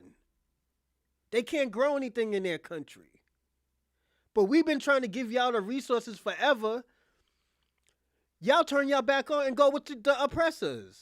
So y'all don't get oppressed again. Nigga, if you was fucking with us, nigga, you would have been 10 toes down. You would have been on some bullshit. But y'all try to erase everything that we have done, everything that we created, and say y'all done it. Then when we ask you how y'all done it, you talk about some traditional shit. Nigga, we don't know nothing about fucking Africa. And there's not one thing I know about Africa. Only thing I know about Africa is the Day of the Dead, my nigga. And that's in January 12th in Benin. That's it. That's all I know. I don't know nothing about y'all tradition. I know nothing about y'all, nothing. Your cuisines, I'll try some of y'all food. All that extra shit that y'all be having in y'all food, I would not try. But we're giving y'all the fucking blueprint. And y'all need to see that and stop saying, oh, this shit's divisive. Real talk, good talk, man. You know, another thing, and I'm gonna get you on to next, Jack. Another thing, a lot of people in the diaspora, especially in West Africa, a lot of them, not all of y'all, but some of those tether classes, they have a problem with us pushing for reparations, and there's so much pushback from some of them, and they're trying to undermine and thwart the conversation because they understand something. Many of them believe if we get reparations popping here, sooner or later, we're going to start looking into some of those Elmina Castle. Yo, salute, Jay. Yo, you know you got Jeezy's name? Yeah, you got Jeezy's name. Set your ass up, trader, and Africans' asses. See, look at this is why your country's failing, my nigga. And what does Pan-Africanism do for you? How's Pan-African helping you out? First of all, y'all wasn't even fucking with Pan-Africanism like that back in the days. We was the only one pushing it. Now we stop pushing it.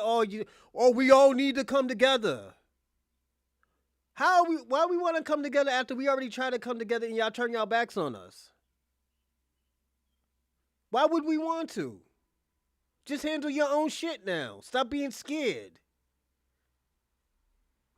Books, some of those records, seeing which one of those African tribes sat up here and made money with selling some of the ancestors. See, that's what deep down they got a problem with us looking into some of those West African slave trade books. See? Who made these deals with the Portuguese and the British and all of these people? Which one of y'all were making these deals and who profited from it? Yep, the Spaniards. Which one of these families got a bag out of it and started passing the bag down? They think we're gonna start looking into some of those families, which we might. That's why that man's mad. See how he's mad?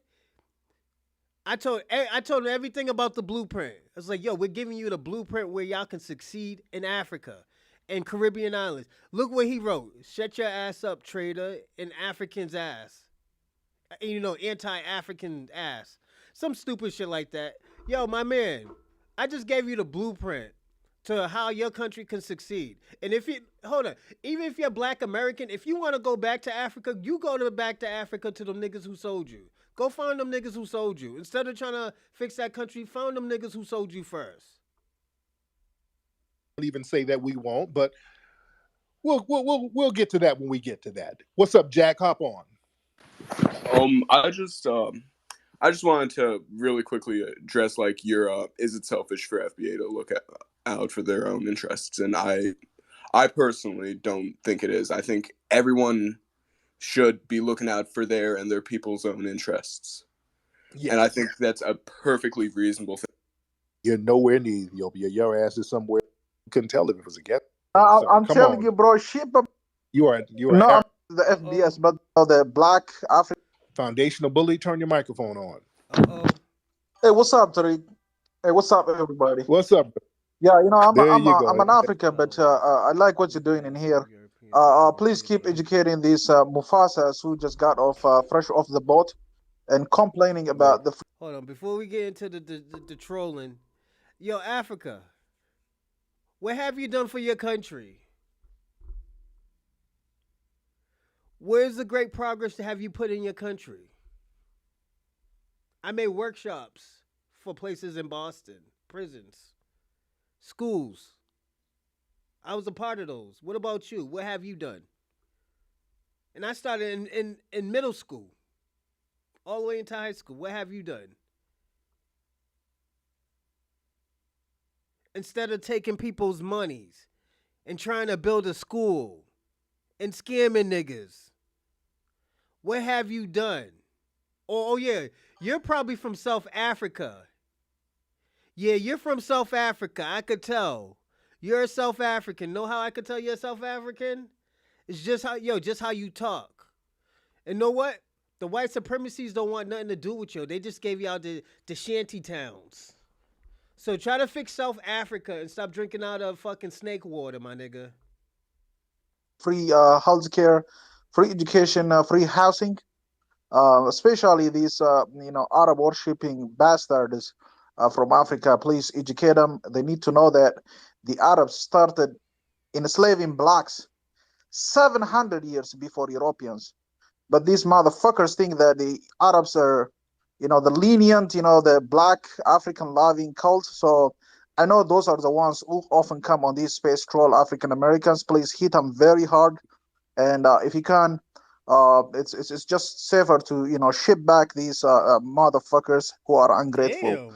And I'm with you, and I hate them myself. Now, where are you from in Africa, brother? I won't say the name because you will target me, but I'm a proud African, brother. I'm not going to target you. No, not you, not the FBS, but these, fellow fresh. You sound Middle Eastern. No, I'm not Middle Eastern, brother. Middle Eastern. I'm proud black as I don't know, like Wesley Snipes, bro. Dude, no. You're as Arab as Idi Amin.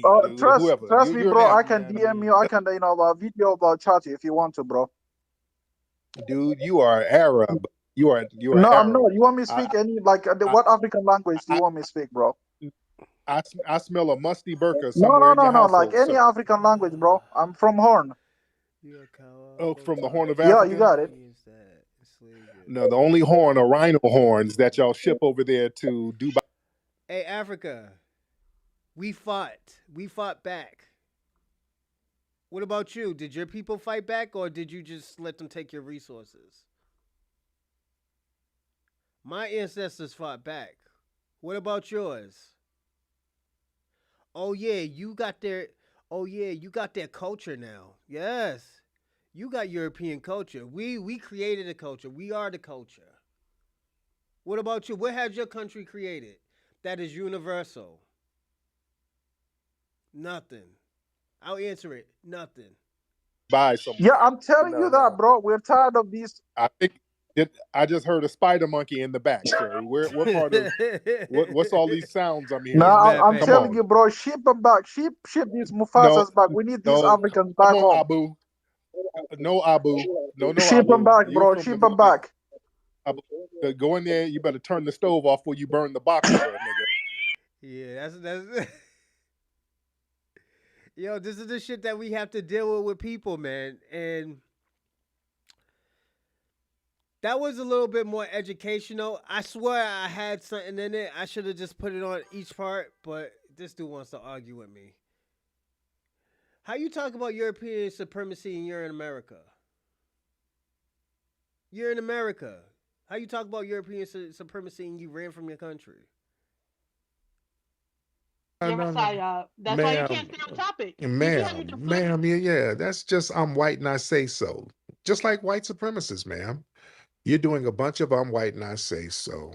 Okay, so since you won't give the solution, can I give the solution? Ma'am, the solution is for you to go in there and make some avocado wraps like other white women. Oh shit. Because you All right, like I said, can you I give you the suspected solution? Can I give you you ain't. the I'm solution? not gonna get a solution from a white passing suspected white supremacist.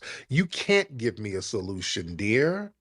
You cannot. The only solution you can give me is some Rice Krispie treat recipes, and I'm not hungry right. Yo, white people make the great. Yo, one thing I'll only eat off of white people is Rice Krispie treats. I won't eat their food, but I'll eat their Rice Krispie treats. They make the best Rice Krispie. What Africa? You don't fight nothing. Check African colony wars. Yeah, I already checked them. You know what? Y'all speak European language or Germanic language. Germanic language. Y'all don't speak y'all own language. And South Africa, they speak like 4 or 5 different languages. How you get colonized 4 fucking times, my nigga?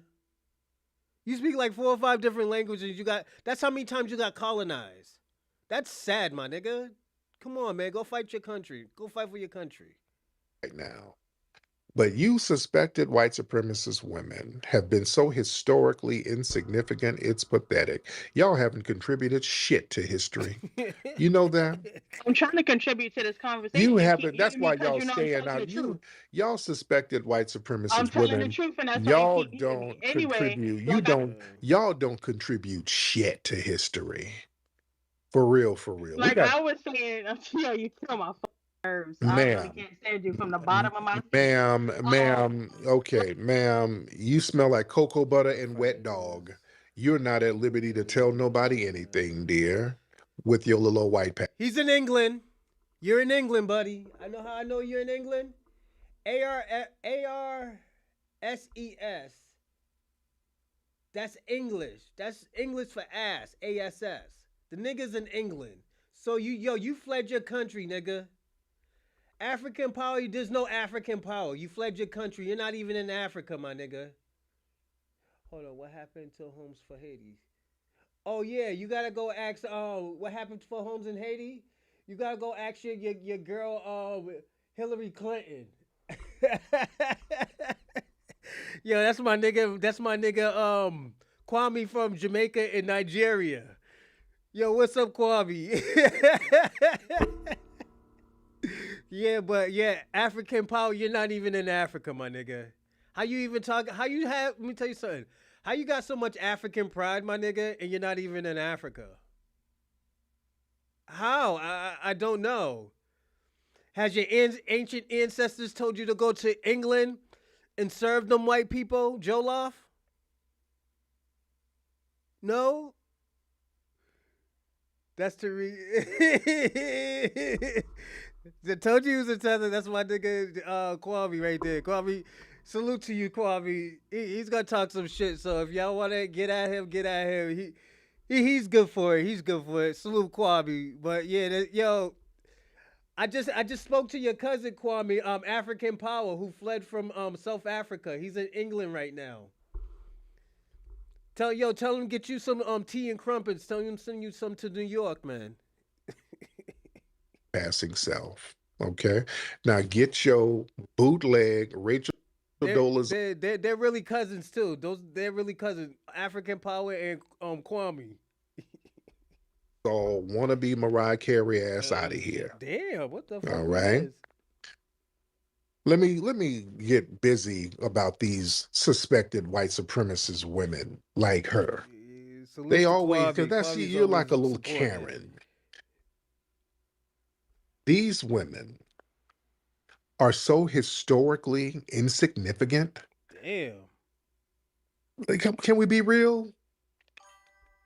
They have been so historically insignificant. All they do is go around hijacking. I've never been convicted.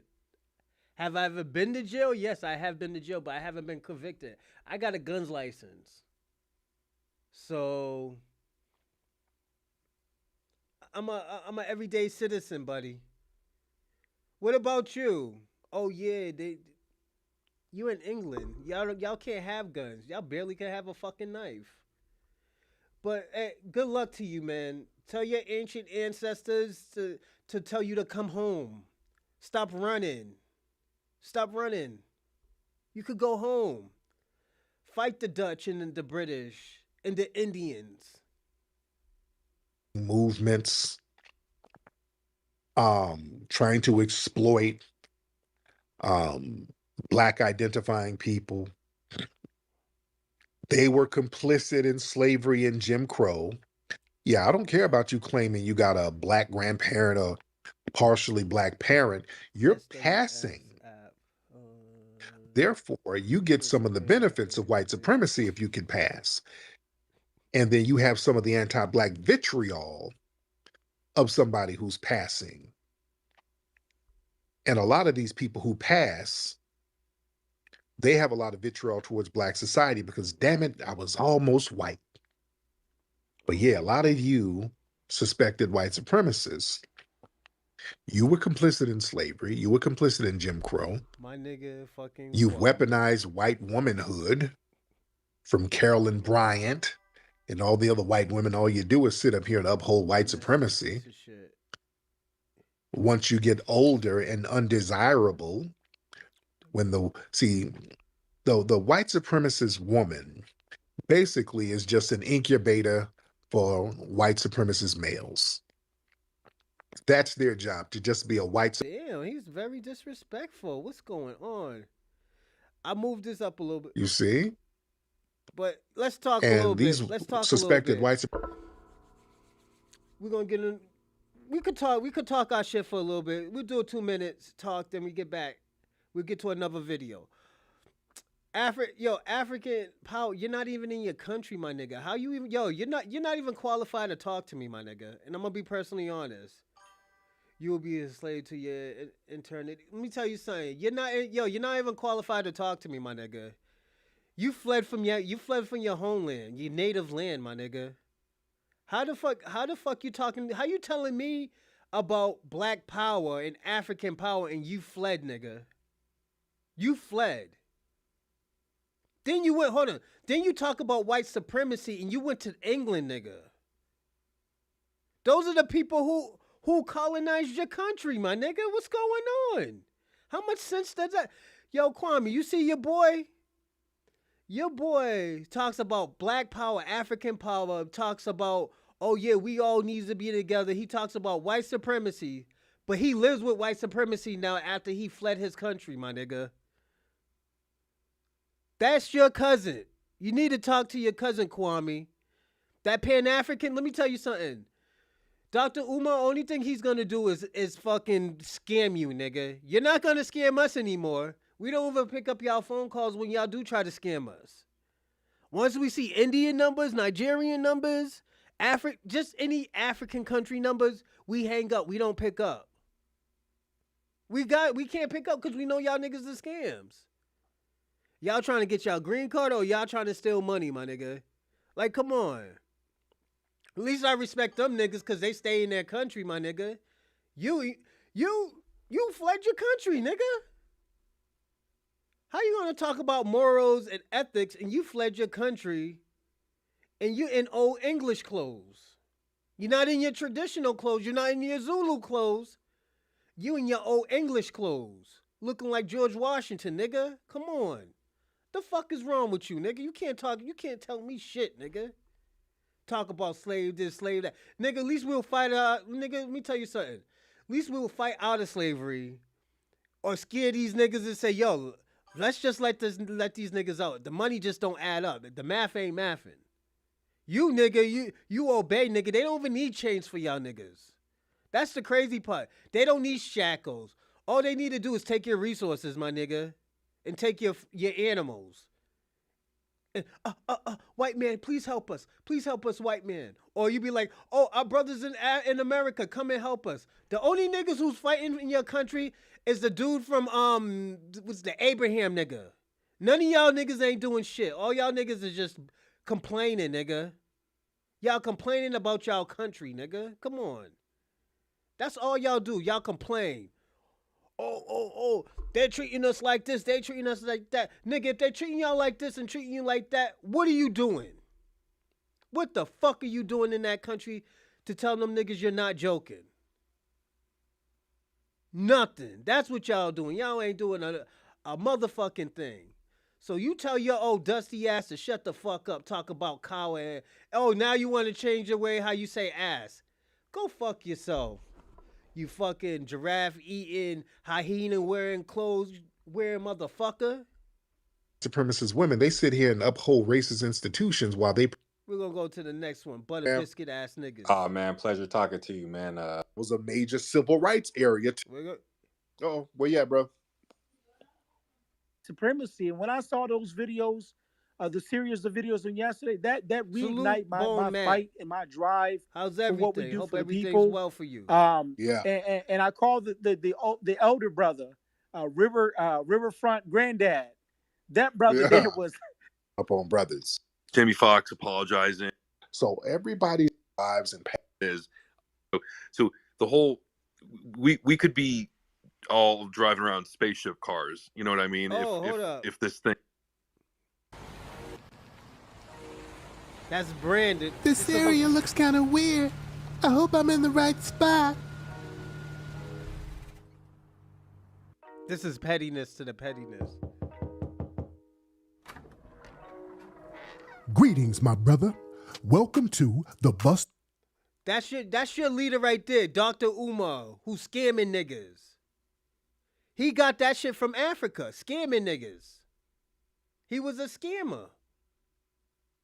Just like how you trying to scam niggas into Pan-Africanism. Talk about well, was that Kwame? Kwame say he's Xeno. He went from Pan-Africanism to xenophobia. He wasn't a Pan-Africanist. He wasn't a Pan-Africanist. He was just he was giving Africans their culture, because at the end of the day, they can't put their own culture out there, because at the end of the day, they don't know how to innovate anything. You should be thanking Dr. Umar for innovating y'all culture, because if not, niggas would just think y'all was wearing fucking animal skin on your willy, nigga, and fucking running around with a spear, nigga, spear chucking niggas. With fucking Tariq Nasheed, he took his own money, dig deep in all the education he could get about Africa, and made y'all look dope. That's how y'all got pride. Y'all niggas wasn't really fucking with Africans. Come on, man. Mr. Douglas, Mariah Carey, Tevin Campbell, Patti LaBelle, School for Boys. How can I help you, my brother? I'm currently working on an undercover operation, and I need some of your Pan-African students to help me infiltrate an FBA event so that we can sabotage it. I'll make it worth your while financially. Well, I appreciate your offer, my brother, but we currently don't have any more students here at the school. Wow, what happened to the students? Some of them didn't want to come to class, and they wanted to hang out on the corner. And I'm not going to be able to psychologize them off the corner. Some of them had to be put to sleep. For how long? For good!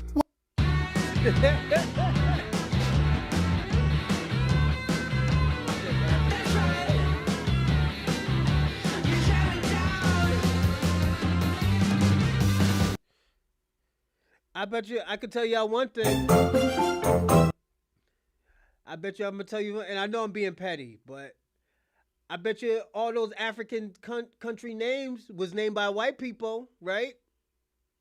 So y'all calling yourself South African, Nigeria, Benin, Togo, Ghana, Zimbabwe, those are all named by white people. So what's going on? Y'all can't even name y'all own fucking country, my nigga.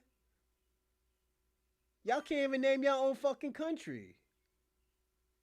That's good.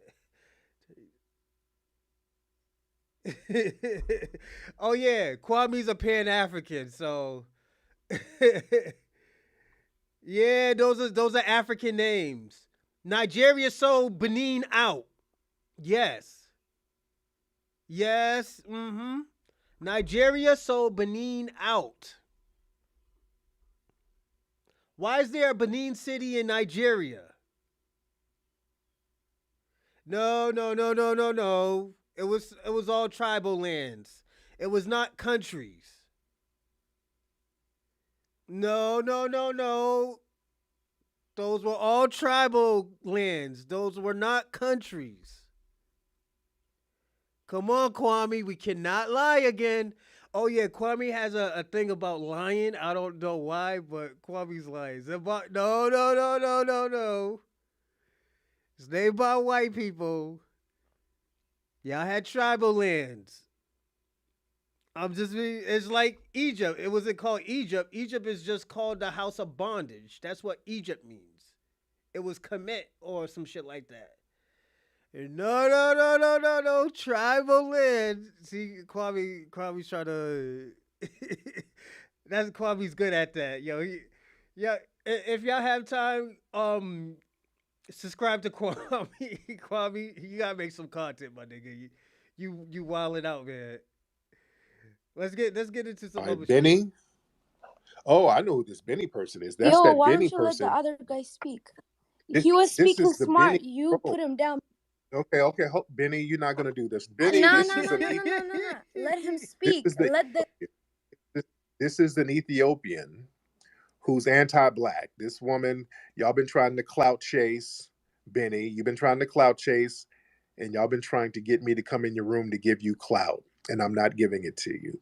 Now, this is Benny. She's an Ethiopian. She cannot stand foundational Black Americans. They sit up here calling foundational Black Americans all types of niggas and all types of stuff. What's up, Benny? Okay, why don't you let the other guy speak? He was speaking smart. He answered all the question. Why don't you let him speak?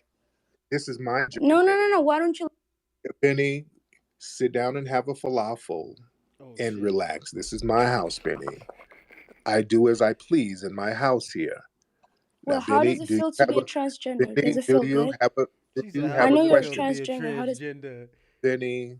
Yo, she's already starting with him. She's like, yo, how does it feel to be a transgender? Yo, she might, hopefully she could land. Benny. Okay, why don't you let the other guy speak? He was speaking smart. He answered all the question. Why don't you let him speak? This is my job. No. Why don't you?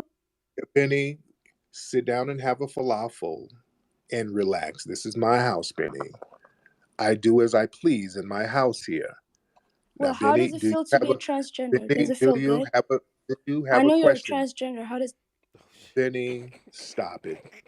I've been roasting you guys for a week and your butt hurt. Benny, when I said y'all smell like cheetah pee, that really broke your spirit, didn't it? Did that really? Y'all been mad about Wait, Benny, Tariq. Wait, Benny, hold on. Benny, Let me you've been talk mad. to you.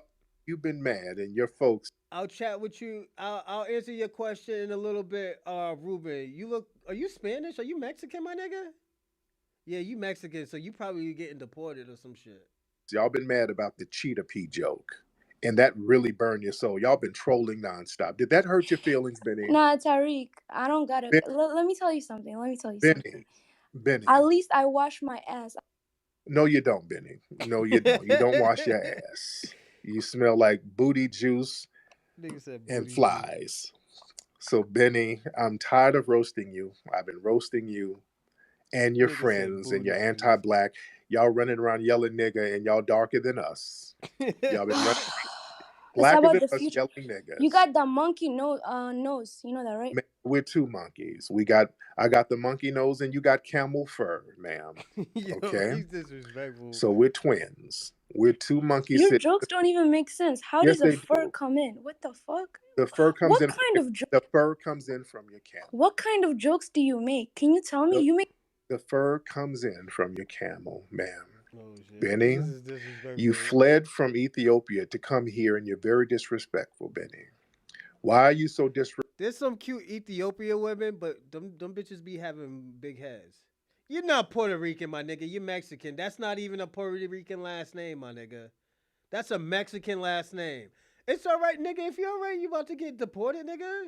Yo, if you leave and come back as you're supposed to, you could come back into the country and you could work on all those houses as you want or cut all that grass as you want. Cause don't forget, white people say, yo, all y'all niggas do is cut grass, fucking work on houses and shit like that. Yeah, that's what the white folks say. Yeah.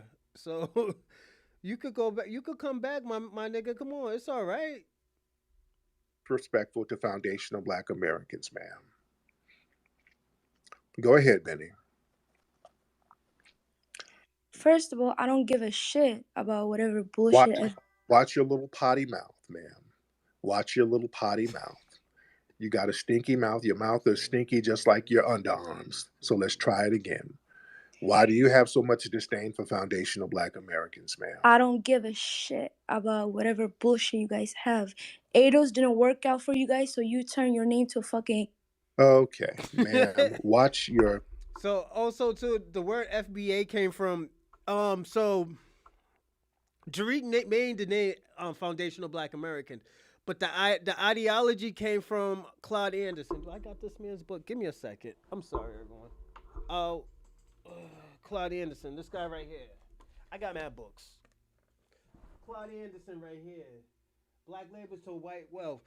Kwame, you should read that book. It's a good book. The niggas is lit. Yeah, he was lit. But let's see. Let's play the New York nationality game. Hey, yo, cool. You from New York, huh? You're Dominican then. You're Dominican. There's not that many Puerto Ricans in New York. You're Dominican, my nigga. Are you from Bronx? Hold on. Ruben, are you from the Bronx? Ruben, are you from the Bronx? He ain't even trying to answer. Watch this. I'm about to fuck with him. Yo, Ruben, are you from the Bronx? Nigga, if you're from the Bronx, you're from the Bronx, my nigga. What you scared? Nigga don't want to be Dominican now. Nigga, you Dominican, my nigga. If you're Dominican, you're Dominican. Ain't nothing wrong with Dominican. Y'all make them good little fucking meat pies. What's the you came here on a slave ship. Actually, my people already been here. My great-grandmother, no, my father's side is from Augusta, St. Clair's, and Savannah. My great-great-grandmother is from Alaska. So we already been here. My mother's side, they from Selma, Alabama. So yeah, read that book. So yeah, I already been here. So, but you fled over here. I could tell you fled over here. And you probably don't have papers. You should try to get that fixed instead of trying to worry about what's going on over here. Let's see. Turtle Island,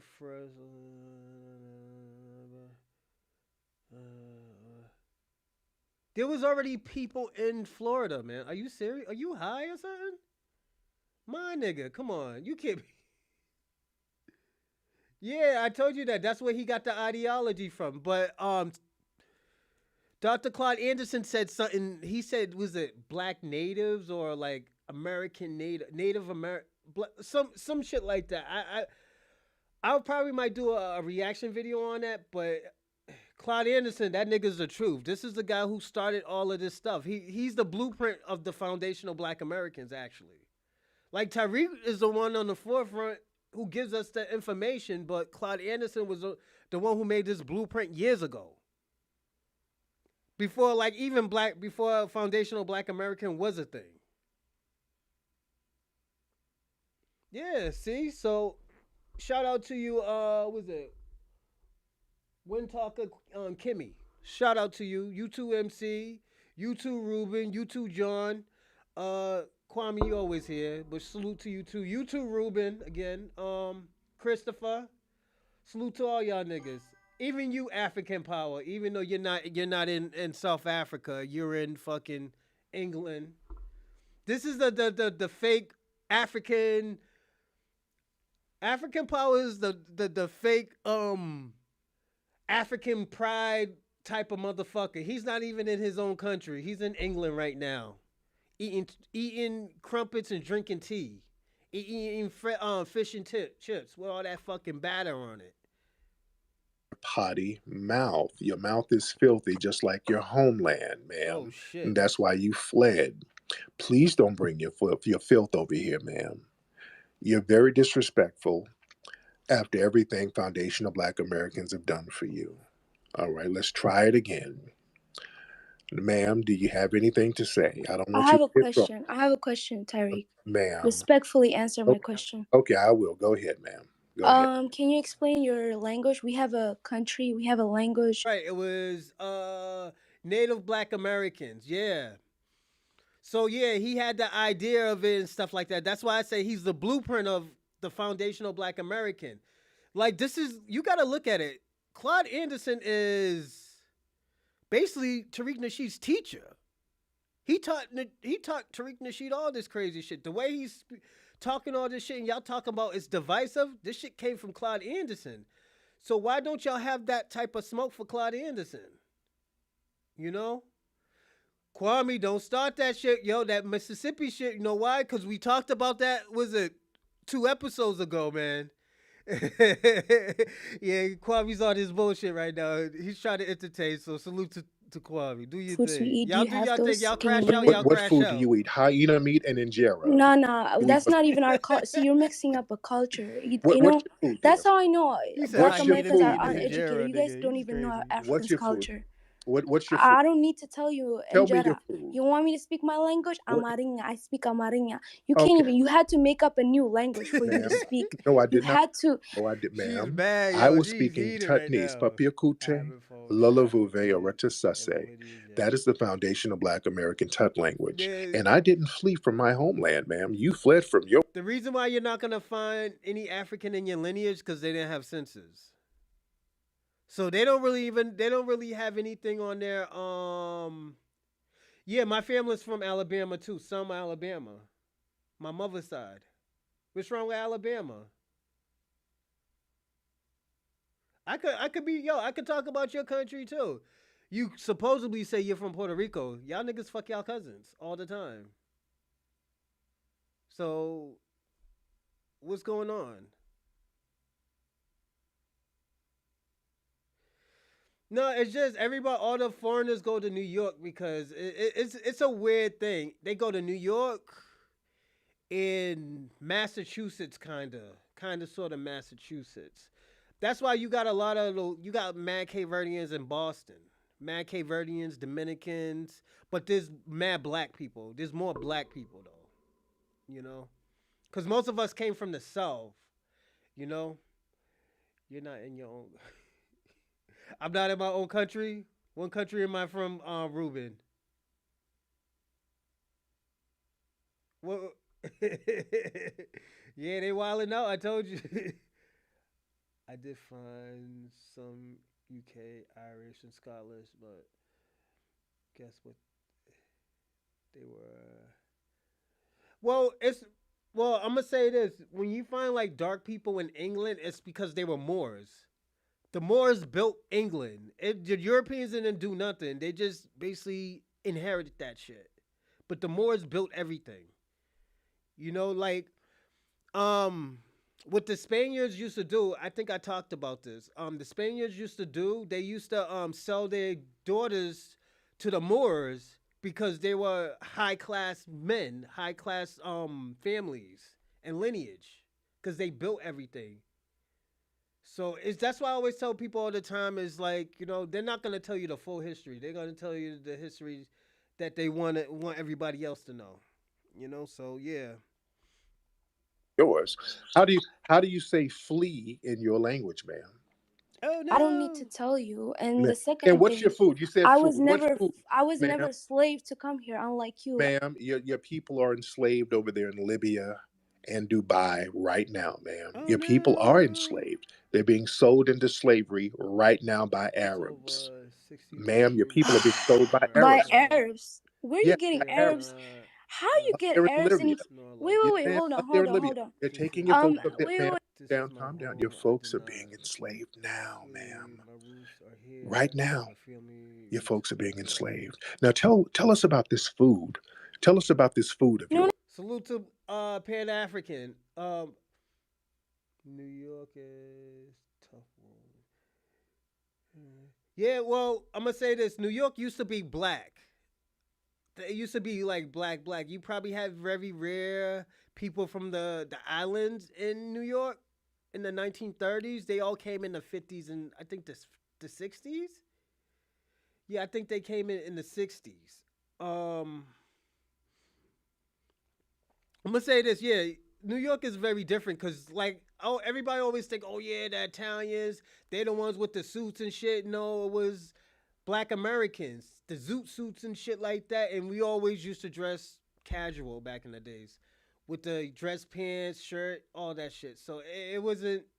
It wasn't the Italians. The Italians came over here dirty, just like the Irish. They came over here dirty with diseases. So, and I'm not trying to be funny. It's just that's how they came over. You know, they came over here actually as indentured servants. You know, New York was tar black. Yeah, it was. You know, now it's like foreign. You know, it's like a fucking United Nations of New York, nigga. So, yeah, that's how New York is. Let's see. Gary wasn't. Yeah, he was Harlem, but you didn't. Did you hear what I just said? I said, Kwame. See, you're not listening again. There was some people from the islands, but Marcus Garvey got all his information from Black Americans. He got it from the black scholars and the the black leaders and shit. Marcus Garvey did not do this shit by himself. He couldn't even get lit in his own country. So how we giving him credit for getting lit here because of Black Americans? Like, he wrote some shit to contribute to America. Absolutely. He contributed a lot to Black America, but he just couldn't get lit. He got lit very little, and that was it. You know, so and there's no shots to him. Like I said, Marcus Garvey, he did a little bit. Niggas call him a scammer in New York, in America, but he did a little something. He did a little bit something. He did a lot for the black diaspora. He did a lot for the black No, they didn't. They were at war. What are you talking about? Go back to the country. Like the gangsters. I see. Yeah, be a Muslim. Going back to country. Yeah, but that doesn't make sense, my dude. But like I was saying, we can't take nothing from Marcus Garvey, but Marcus Garvey got lit off of black people, just like your boy Kool Herc. Kool Herc got lit off of black people. He didn't get lit because he created anything, because he didn't really create anything. Because me and Kwame was talking about the hip hop shit. He thought DJ Herc created hip hop. He didn't.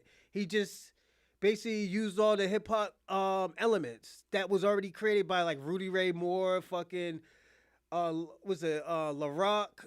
Was it Crack LaRock or some shit like that? Shyrock said it.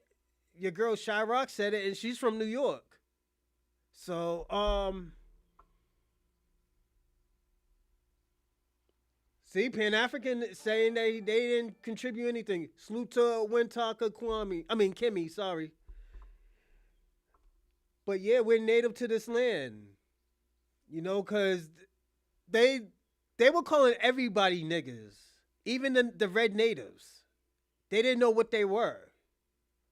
You know, so it's I don't know. It's a weird situation. No, Tariq. First, get your history. First, shut your little mouth, ma'am, shit. and tell me about all of this food. Because if you have so much food, why are y'all over there with your stomach sticking out? If you got so much Wait, food, why is America full of diabetes? Why do you guys have diabetes? Why do you have flyabetes? Flies with your stomach sticking out. Grown men running around hungry with their stomachs out.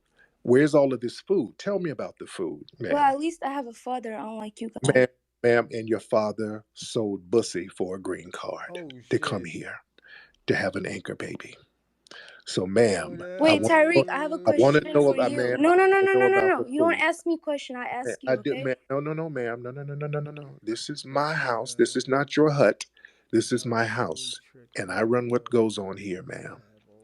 I want to know about the food and all of this culture you have, because foundational Black Americans, we are the culture, ma'am. We are the culture. That's why you're over. MC, you talk about hold on. New York always had immigrants, blacks, brothers. They didn't have a lot, MC, they didn't have a lot of black brothers. Most of everybody migrated from the South to New York. And that's why New York was lit. It was like, look at Bumpy Johnson. Bumpy Johnson was Geechee. Frank Lucas was Geechee. Chris Rock is Geechee. They're all from the South. Frank Matthews is Geechee. You know, so Yeah, there were immigrants like Stephanie St. Clair, but that was rare. That was rare that you'll get that. That's why she was so special, because there wasn't that many immigrants from African countries or Caribbean countries. So yeah, most of those people were Geechee that was coming from the South. That's why I was telling. That's why I was saying there was New York is it's a gumbo now, but back in the day it wasn't a gumbo. It's if you're white, Italian, Irish, or Jewish or black. Those are the only people who were there. You know, that's why they say, yo, Harlem is black. Yeah, we call it the Mecca. It's not because of Africa. We call it the Mecca because that's what everybody know New York, America for is the Mecca of New York. When you think of America, you think of New York. You think of LA, Atlanta. But New York, that's who you think of first. Oh shit, Kwame, don't start that shit. We already debunked that last time, man. He still represented African Bombada too. Yeah, but they didn't create hip hop. They didn't create hip hop, Kwame. I hope you're not talking about that again. They didn't create hip hop. They contribute to it. All those people from the South created hip hop. People from even some people from Philly, like Cornbread, who was spray painting. So most of that, like Rudy Ray Moore. Rudy Ray Moore was the one who was rhyming already. He was rhyming in the 40s and the 50s. You know, so that's why I'm saying, like, you know, look at, really, the Black Plantation movies. Niggas was already rhyming. You know? They was rhyming before that. They were rhyming in the clubs and stuff when they was doing the doo-wop days. So it's just, that's why I say, we can't give no credit to Caribbeans or Africans for, or even Spanish folks for hip hop. They contribute a lot. You know, they contribute more than anybody else in the world. Yes. But you can't tether off to that, you know? And like, we can even say this.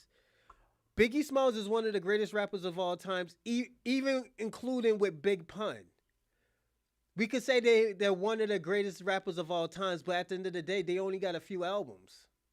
So we can't say that they're the greatest of all time because their time was cut short. Here in our land that foundational Black Americans built, man. We're the culture. Go ahead. Wait, Tariq, if you have that much power, then why are you guys screaming out Black Lives Matter? Ma'am, we say that because of racial injustice. And Black Lives Matter is just a catchphrase. Black Lives Matter is a white run organization, if you want to go there, ma'am. Told you. So we yell Black Lives Matter and you yell hunger matters. That's why you flee your homeland, ma'am. So if you got all this food, why are you yelling hunger matters, ma'am? Honey, we're not hungry. We have everything we need. No, then why are you fleeing from your homeland? But I am in my homeland right now. You want to know where I live No, right now? you're not. No, you're not. You're over I will tell here. you exactly. I'm in Ma'am, Ethiopia. Okay, you're a not in place called. Ethiopia. No, Yes, you're not. I am. No, you're not. Yes, Ma'am, I am. you're Yes, in, I am. ma'am, you are in Smyrna, Georgia somewhere. You are not in Ethiopia, ma'am. You're over here in Valdosta, Georgia somewhere at Waffle House enjoying all of this good food. Over here. You're not in Ethiopia, ma'am. I know you're not. People over there are literally hopping on anything flying to get up out of there. So you're not there. Stop. You can't be honest with yourself, ma'am. Tariq, ma'am. let me talk then. Yeah, you can talk afterwards. Ma'am, be at least be honest. Okay, let me be honest. Don't say ma'am. Calm down, ma'am. I'm being respectful. I'm very respectful. I'm very respectful to the unfortunate, ma'am. And by the way, why do you have so much vitriol towards foundational Black American women? I really don't like a lot of stuff y'all were saying about foundational Black American women. All of that baby mama nonsense and hood rats and all of that. What's with this disrespect, particularly for foundational Black American women? Tariq, put on Warrior so he can talk to you better, okay? Put on the flag with the Somali and Warrior. Let him talk to him. I'm talking. What, you're afraid? You're afraid to talk to him? Ma'am, I'm afraid of your hyena attacking me. But I want you to answer some questions, ma'am. What's with your vitriol towards foundation? Wait, Tariq. You women? answer my question. I ain't answer. Why? I don't think no white people created fried chicken. Yeah, Kwame, I don't think white people created fried chicken. You know, even put it this way. Let's say they did. Let's say they did. We're gonna play hypotheticals. You know I don't like to play hypotheticals. What did they do with it? First of all, they didn't put no seasoning on it. They know nothing about seasoning. They know nothing about cooking. Cause white people can't cook.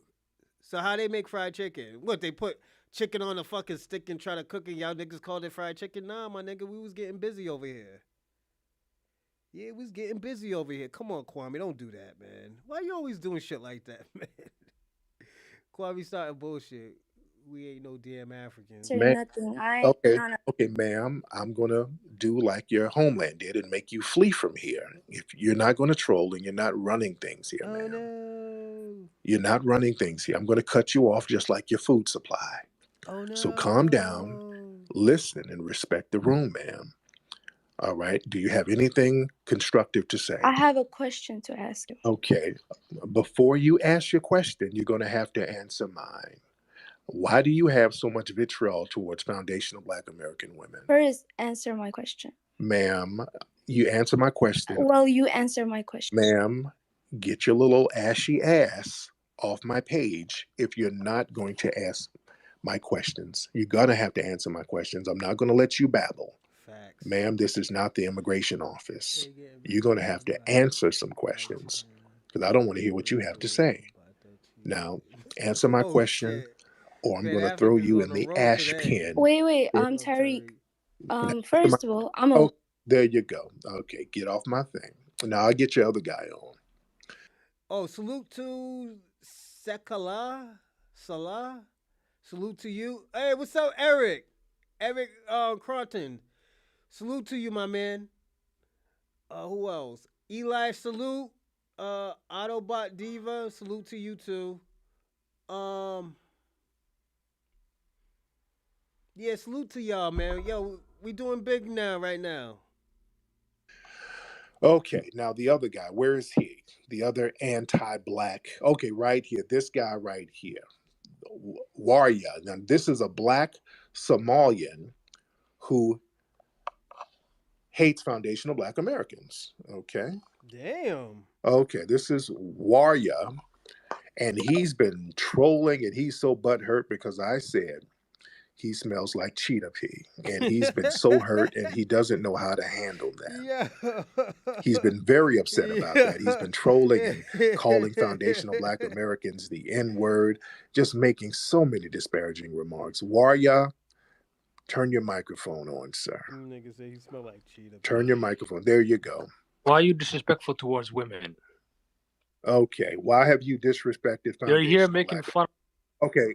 You're going to shut your little musty mouth and you're going to show respect because y'all sit up here in your little bullshit rooms that nobody is in. You're trying to get me to come over to your room and I'm not giving you clout. I've clowned you enough and I'm not giving your room clout. That's why you're over here. So you're going to shut that mouth and you're going to listen. Why are you so disrespectful to foundational Black American women? I'm going to answer right now. You better answer. I'm Warrior's cousin. If I see you in Detroit, I'm going to fucking... Okay, first of all, you're not going to do anything. Sir, please don't try to be gangster. I am not scared of a Somalian pirate-looking dude. I swear to God, nobody that skinny is going to... We're going to see, Tariq. Continue talking. Okay. These spaces are going to cost you something soon. Okay. Real soon. You're going to do You're making funny of Africans. We know where you live. No, I'm talking You're about... in Detroit. You know what I'm saying? We don't play that shit. What do you get away with being racist to white people, but... Okay, shut your little skinny, hungry mouth, sir. Okay. Let's not talk tough. If you're so gangster, what's the name of your gang? Tell me the name of your gang. All right, if you're so gangster, let me know. The Poverty Pyrus, what's the name of your gang, sir? I'm not afraid of the Poverty Pyrus. Continue making these spaces. It's going to bite you in the ass real soon. Just like a hyena bit you in your ass and you had to leave your homeland, sir. I'm not afraid of the poverty pyrus, Don't sir. worry. Very soon it's gonna catch up to you. What's going to Continue catch? joking up. Continue making these jokes. The only thing that's going to catch up is your giraffe. And Yeah. Continue being like a little fucking. Niggas is Okay, wild. calm down. You're not tough, and you're blacker than. Yo, the crazy thing about this dude's from Detroit, and Tariq Nasheed used to live in Detroit, Michigan. So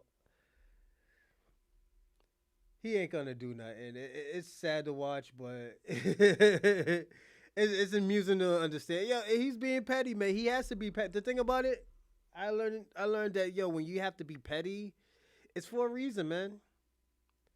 Like sometimes this shit doesn't come free. It's just like it just comes natural with people, But we're gonna watch probably two more. One more. We're gonna watch one more, and I'm gonna call it quits.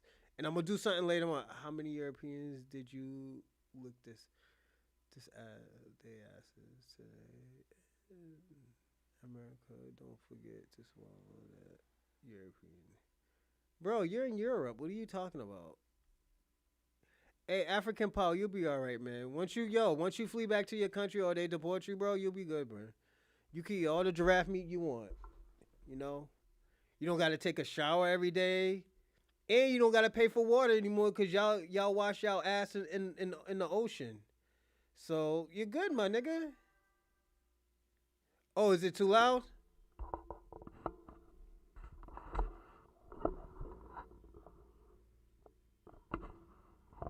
Testing. Good? Is that good? Is it Nairobi? Shout out to Nairobi Games. Hey man, I hope you ain't related to Myron Gaines. Well, Myron ain't his real name. His real name is Amuru Habibi Hassan. Y'all need to be somewhere in because that's not on like my own event. I'm trying to co-opt my own event, sir. I almost thought you was related to Myron Gaines. I can't co-opt my own event, my own energy.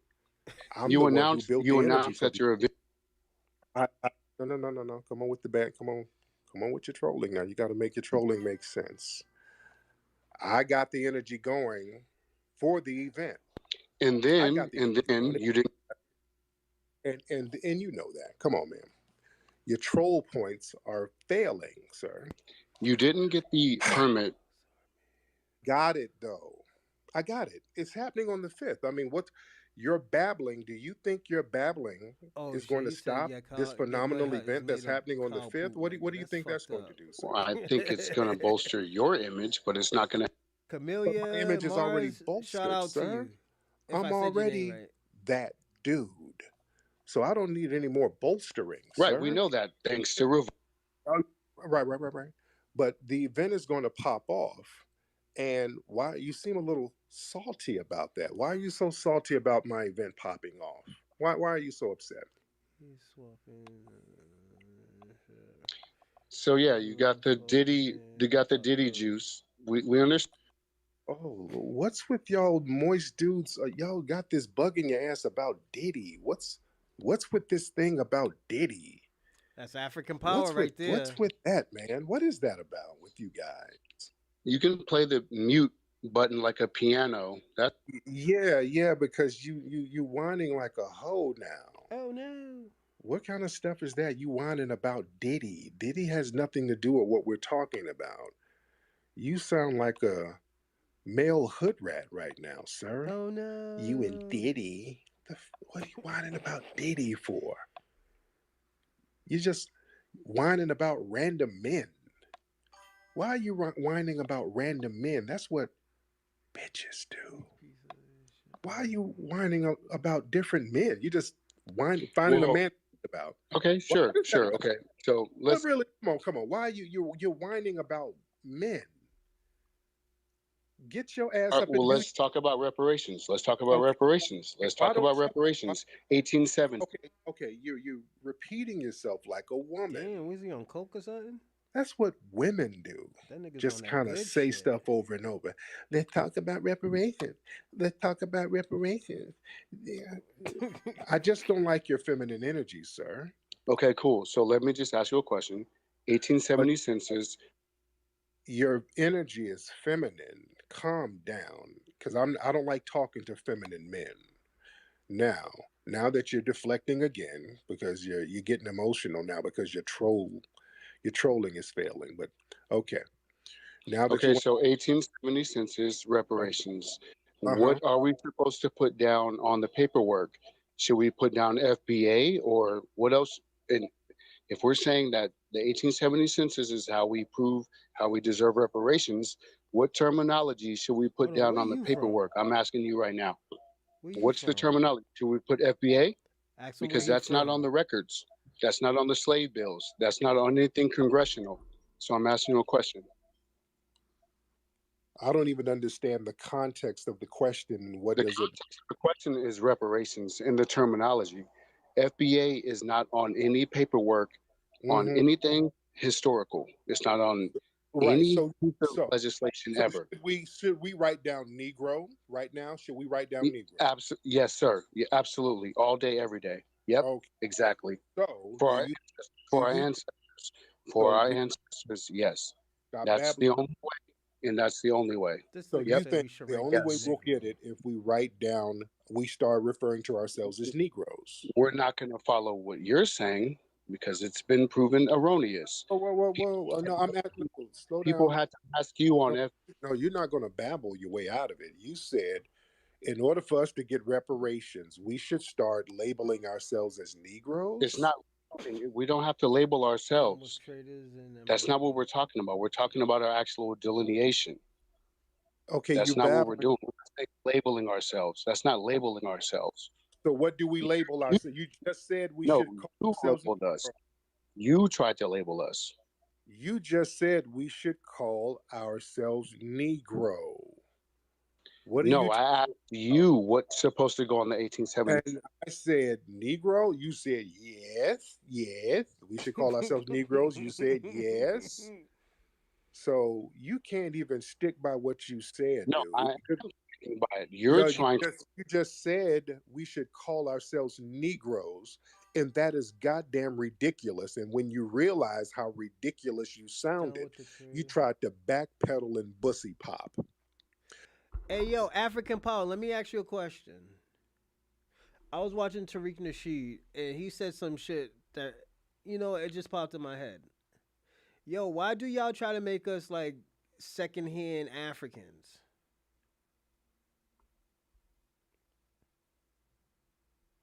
You try to make us like secondhand Africans, and y'all niggas don't even like us. Why you want us to be African if you know you don't like us? Like, that shit never made sense to me. Like, whatsoever. It never made sense to me. First of all, y'all don't like us. We helped y'all get to this country. Y'all didn't put no work into it. Y'all didn't have no blood, sweat, or tears that y'all gave up. All y'all gave up was a mud hut, and y'all came over here with $2 and some flip-flops, my nigga. I mean, sandals. I'm sorry. Y'all don't wear flip-flops. Y'all wear sandals. My fault. Like, my nigga, you don't even like us. We did everything for everybody. Let me ask you a question. What has your country done for America or Black Americans? That's the question I'm going to ask. What has your country done for Black Americans?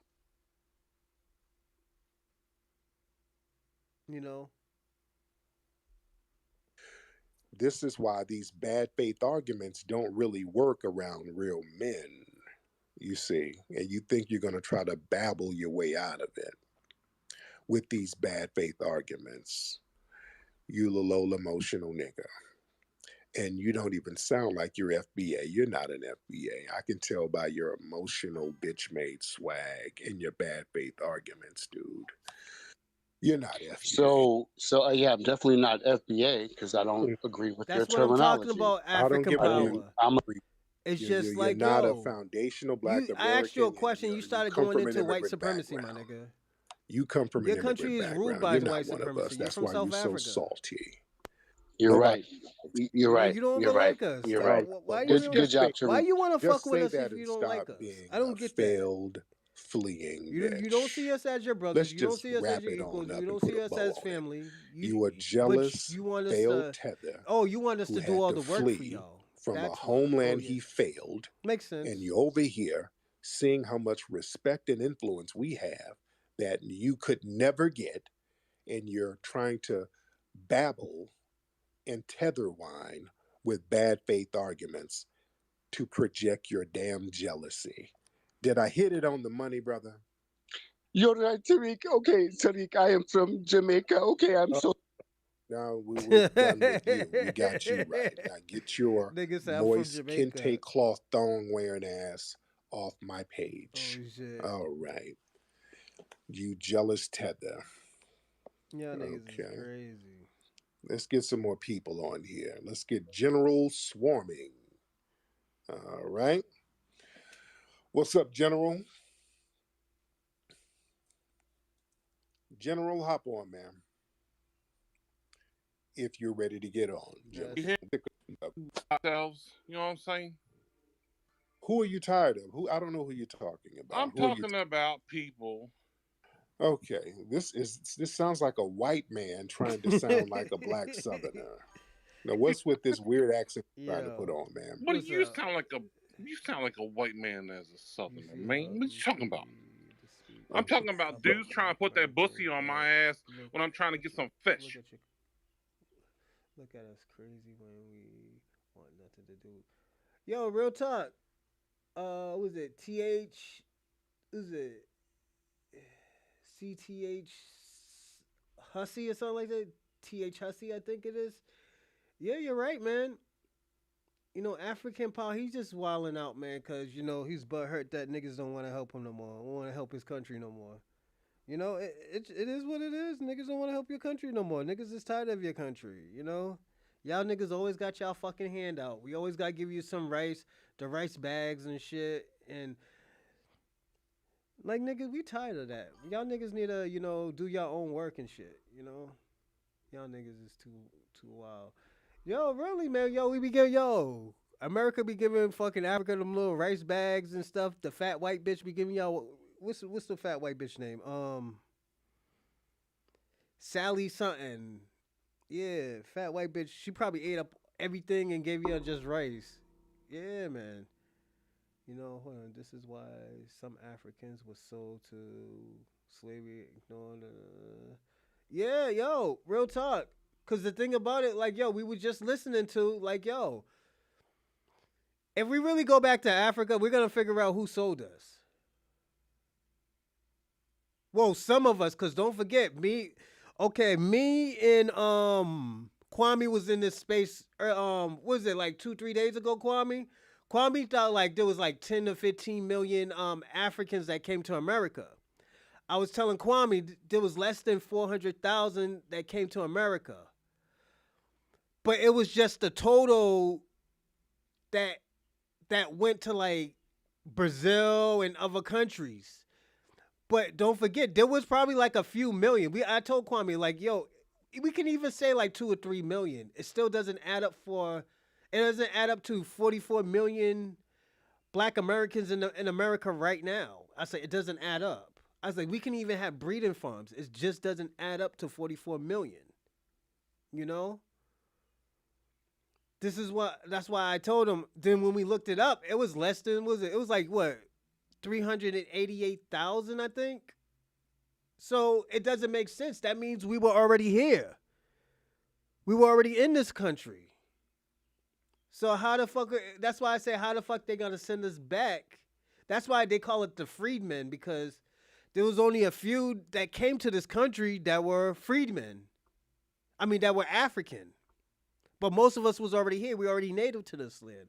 That's why when you look at us, our facial structures are so different because we went through an ethnogenesis. I had to figure out what an ethnogenesis was. And it's true.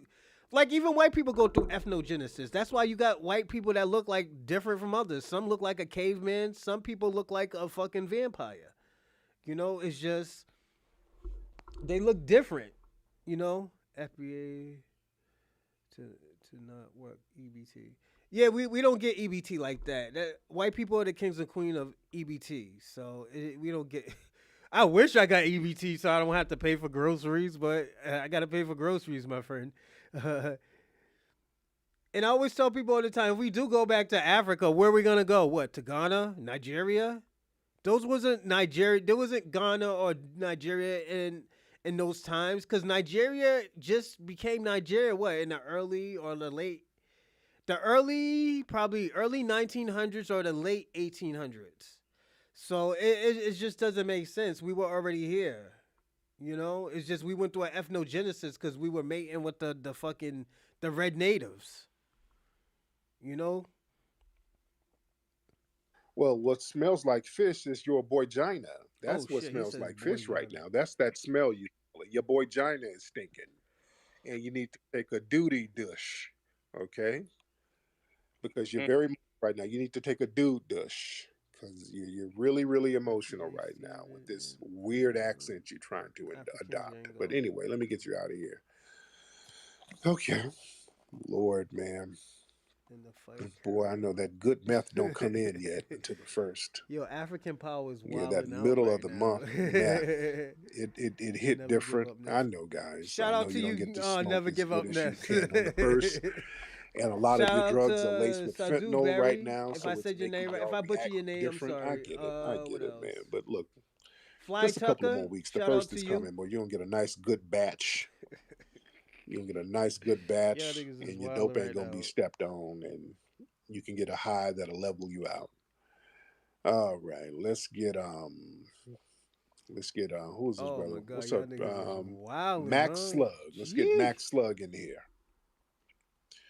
Max Slug. What's up, Mac? Never give up. All right, while we're waiting on Hey, Mac. brother Tariq. What's How up? you doing, brother Tariq? What's going on, man? How are you, Man, sir? just up in Seattle, man. Just wanted to salute to you, man. Damn, You that know, nigga every took time you put us took a on some hit to the game, not too nose. much. Took Just saluting took you, a my bump brother, and before all he the got things on. you do, man. And that's it. Land my plane from there. Now what? Much respect, man. Thank you so much. I got to get back up to Seattle. I miss Seattle. I ain't been up there in years. Let me see. Let's get a couple of more people in here. Where's Randy Short? I wanted to get Randy Short on. Get him to chop it up a little bit. What's up? There's all y'all nice looking ladies. I'm looking down. I'm scrolling down. There's some cute women's Man, up in y'all here. What lit y'all in the find live women chat right now. Damn, I can't doing even at keep up home with on a y'all. Friday Ooh. night? What y'all doing? Salute to all of y'all, man. How come y'all not at the club somewhere? At a juke joint? Y'all niggas What y'all is find lit women right doing? now. Only in America. Y'all need to they be somewhere would sell slaves from in a plantation to sundress, plantation. popping it. Let's get Randy Short in here. They used to do that in England. They did it in the Caribbean islands. They did it in South America. They did it in somewhat in Mexico. They did it in Africa too. They sold Africans to other Africans in Africa. So it's not like they did or they like America was the only one that had slaves. English had slaves too. The British had slaves too. Like fucking what's his name? Thomas Jefferson, he married a black woman from England.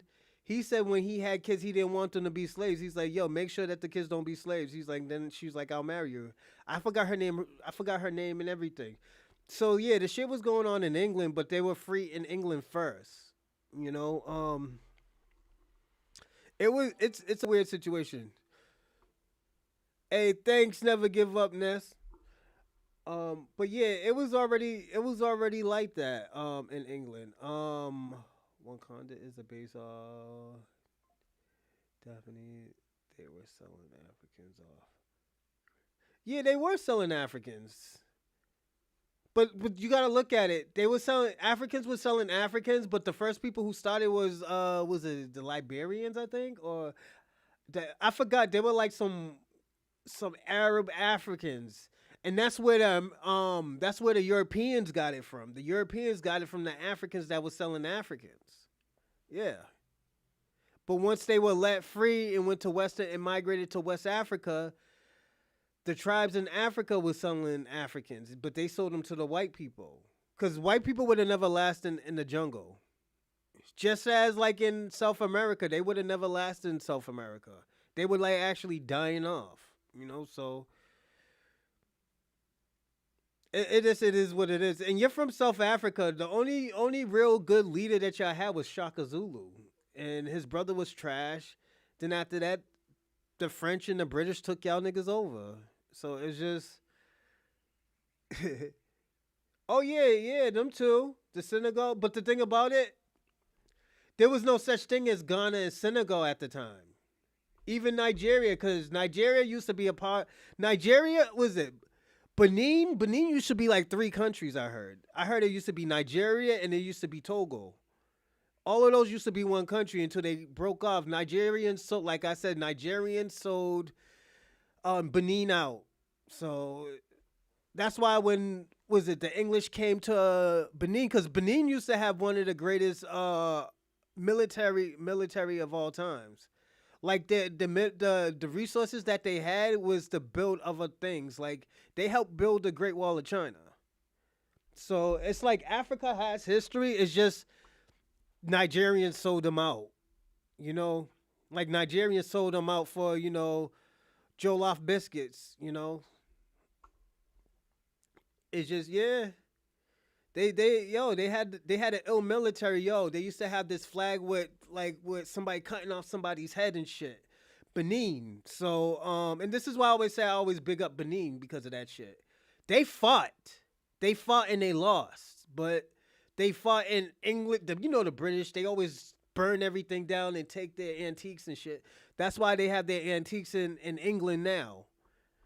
It was the what tribe was it? Ioba tribe, I think. Oba tribe, some shit like that. But they fought. They cut off everybody. Let me tell you how lit Benin was.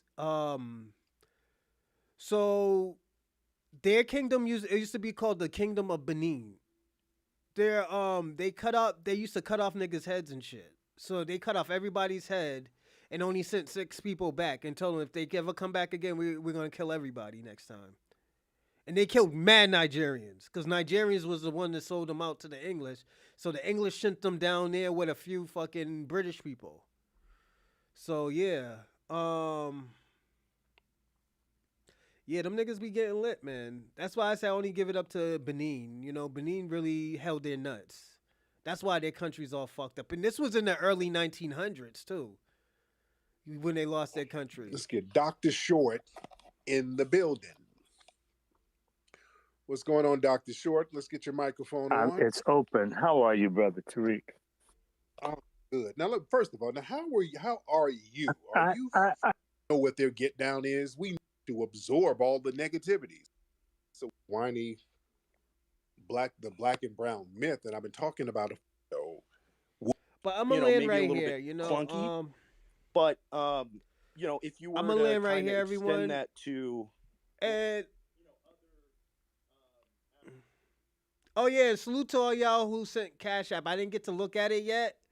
Sent me some Cash App. I salute y'all for it. It's just I don't have time to look at it. I can only go through my phone right now. But on my next show, I'll do it. So Thursday, I'm gonna say it's my birthday week, and I'm gonna do like a 6-hour show. And I want all y'all to join. We could go, we're going to get lit. We're going to get crazy. It's going to be a night show. We're going to probably start at like 10, 11 o'clock. And we're going to do like 6 hours. So I want y'all to join. And it's my 40th birthday. I was thinking about doing something tomorrow, Wednesday. And we'll do it all the way up until, or I can actually do it tomorrow. Yeah, you know what? I'm gonna do it tomorrow when I get out of class because I got wrestling school tomorrow. I gotta go train. I'm a professional. I'm an indies wrestler. So this is what I'm gonna do. I'm gonna train tomorrow, and after tomorrow, I'm gonna at 10:30. Maybe we start at 10, 10:30, 11. I'll try to find some shit because I'm not going to work tonight, and we're gonna bug out tomorrow. I'm gonna get me a bottle for myself for my birthday. Then once the 12 o'clock comes, we're gonna count. We're not gonna count down, but I'm gonna get a little nice. We're gonna talk about some crazy shit. We're gonna watch some videos like we did today, and we're gonna have a good time. And we're gonna have a Thursday show too. So just for my birthday. That's gonna be the pre-birthday episode. So definitely, show out, come out, have a good time. And I want to thank all of y'all, even African Power. He's wilding out from England. I don't know where the fuck he is. He's in some white Pleasantville or something. And shout out to Sadu Berry, Pan-African. Who else? I'm going to go down and say salute to all of y'all. CT Hussey. I already said Pan-African. Never Give Up. Salute to you. Who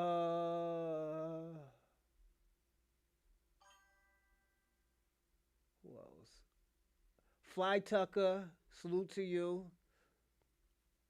Niobe Gaines. MC. The great Eric Crofton. Kwame, of course, the Nigerian Jamaican guy. Saka Salah, salute to you. Eli,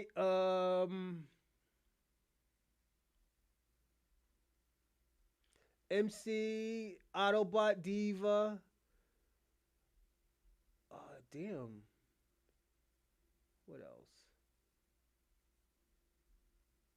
And if I forgot your names, I'm sorry, but thank y'all for the Cash App as well. Again, I just gotta remember. I gotta figure out how to put the Cash Apps on the screen. I'm gonna talk to somebody about it, but I just want to thank y'all for joining the show, and we're doing this reaction and talking and just having a good time, man. I know it's early and it's Tuesday, but it's thank you again. And I probably might do something later on, but most likely not. I don't know. I'll figure it out. But that was the big announcement.